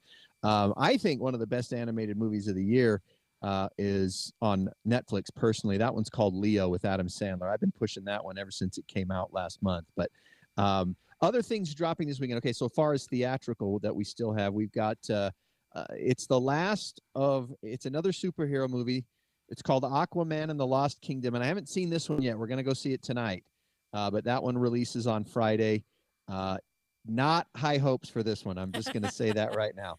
I will be pleasantly surprised if it turns out to be decent, but I've got low expectations going in just because all those DC superheroes are just a mess right now. Yeah, I didn't want to offer an opinion, but really you lost me at Aquaman. So. Right. Well, now to be fair, I thought the first Aquaman one was really enjoyable. It was colorful. It was kind of a surprise for a character that kind of routinely gets made fun of in pop culture. Comic fans have kind of come around on Aquaman, but he's the guy that talks to the fish, ha ha ha. But they did a really good job with his first movie. Nicole Kidman was in it, Willem Dafoe, like some big heavyweight actors. And from my understanding, they'll be in it again. But again, I don't have an opinion on that one yet. Okay, fair enough. Now, there are some for the adults. There's an adult rom-com starring Glenn Powell he was in Top Gun Maverick last year. He was the hotshot pilot that got stuck back on the aircraft carrier during the big final mission. And then they've got Sydney Sweeney, who's kind of having a little renaissance here. It's a grown-up rom-com. That's one that I'm not going to be able to get to see till tomorrow. What else have we got? What's it called? It's called Anyone But You. And basically the plot is two people who'd broken up need to be each other's dates to something so that nobody will ask about them being broken up or something. It's, come on. Yeah, I'm going to look for your review. I mean, I think holidays were made for rom-coms. They are what they are, right? Right. You don't apologize for them, but you just kind of hang out for a little bit and watch. Right, and you want good-looking people, and they're in a beach location, and it's not going to be high cinema. There's a movie called The Iron Claw, which is based on a true story, and this has Zac Efron as a pro wrestler named Kerry Von Erich. And it's about him and his family. And I didn't know half this stuff was true because they got big in wrestling about the time I stopped paying attention to wrestling. But Zac Efron is so massive in this movie that I swear they must have actually injected him with steroids. Like, not just like ripped, because he got really, beefy for some roles. But this one, the size of his face is wider. He looks like the Incredible Hulk if he was not green, and it's actually a really this one's for the grown-ups, but it's kind of it's a sad but also kind of uplifting story, just about three brothers who all try to go into pro wrestling, and their dad who's trying to live his glory through them, and that one actually got there's some things that may get some Oscar award love, but I thought it was pretty good. So that's a double there. We get to see a good show, and then we get to watch the real life fallout of how Zac Efron bulked up so much. Exactly. How he juiced to get there. And wrestlers, they don't wear lots. You get to see his definition, but yeah, it looked like he had to do some serious workouts. Andy, our last segment, we talked about the nostalgia of the old license plates coming back. Are there any nostalgic films that are coming back? I mean, for me, I think about so many films that I love to watch every year at Christmas. Anything coming out that way? That might be a classic someday? Yeah. Oh, that's a tough one. Just of the stuff that we're looking over immediately. Well, the color purple comes out on Monday. So there are a couple coming for Monday. The Color Purple is one of them. The musical version of what was a stage play, what was also the Steven Spielberg movie, and that one was really uplifting. But I will warn you, if you don't know the story, the main character's got to go through some serious hardships in her life, and you got to watch that happen to get to sort of the uplifting part. But this is somebody who faces a whole life of just being dumped on and manages to keep faith and keep the chin up. And then there's one called The Boys in the Boat, which is a true story based on a rowing team that has a chance to medal. George Clooney is directing this one. And Steve has seen this one. I haven't. This one's on my list to watch in the next couple of days. I have a lot of things to watch right now. I'm looking forward to that. So Andy Farnsworth, who has hands down the best job at KSL News Radio, thanks for just a little taste. Tell us again, you've got 2 shows dealing with. We got a show tomorrow, 9 to noon, so you guys can have Christmas off. Thank you. And also on Friday, which is normal. But just a reminder, and it's that we don't start the 11 to 1 until January the 5th. January the 5th. All through December. If there's a movie show in December, we're still 9 to noon. Got it. Wonderful. Thanks for joining us. All right. Have a Merry Christmas and Happy Holidays. You too. Hey, Greg Skordas, Mara Carabello. We have had a great morning with you. Yeah, great show, and happy holidays, and stay tuned tomorrow for, as you heard, the movie show.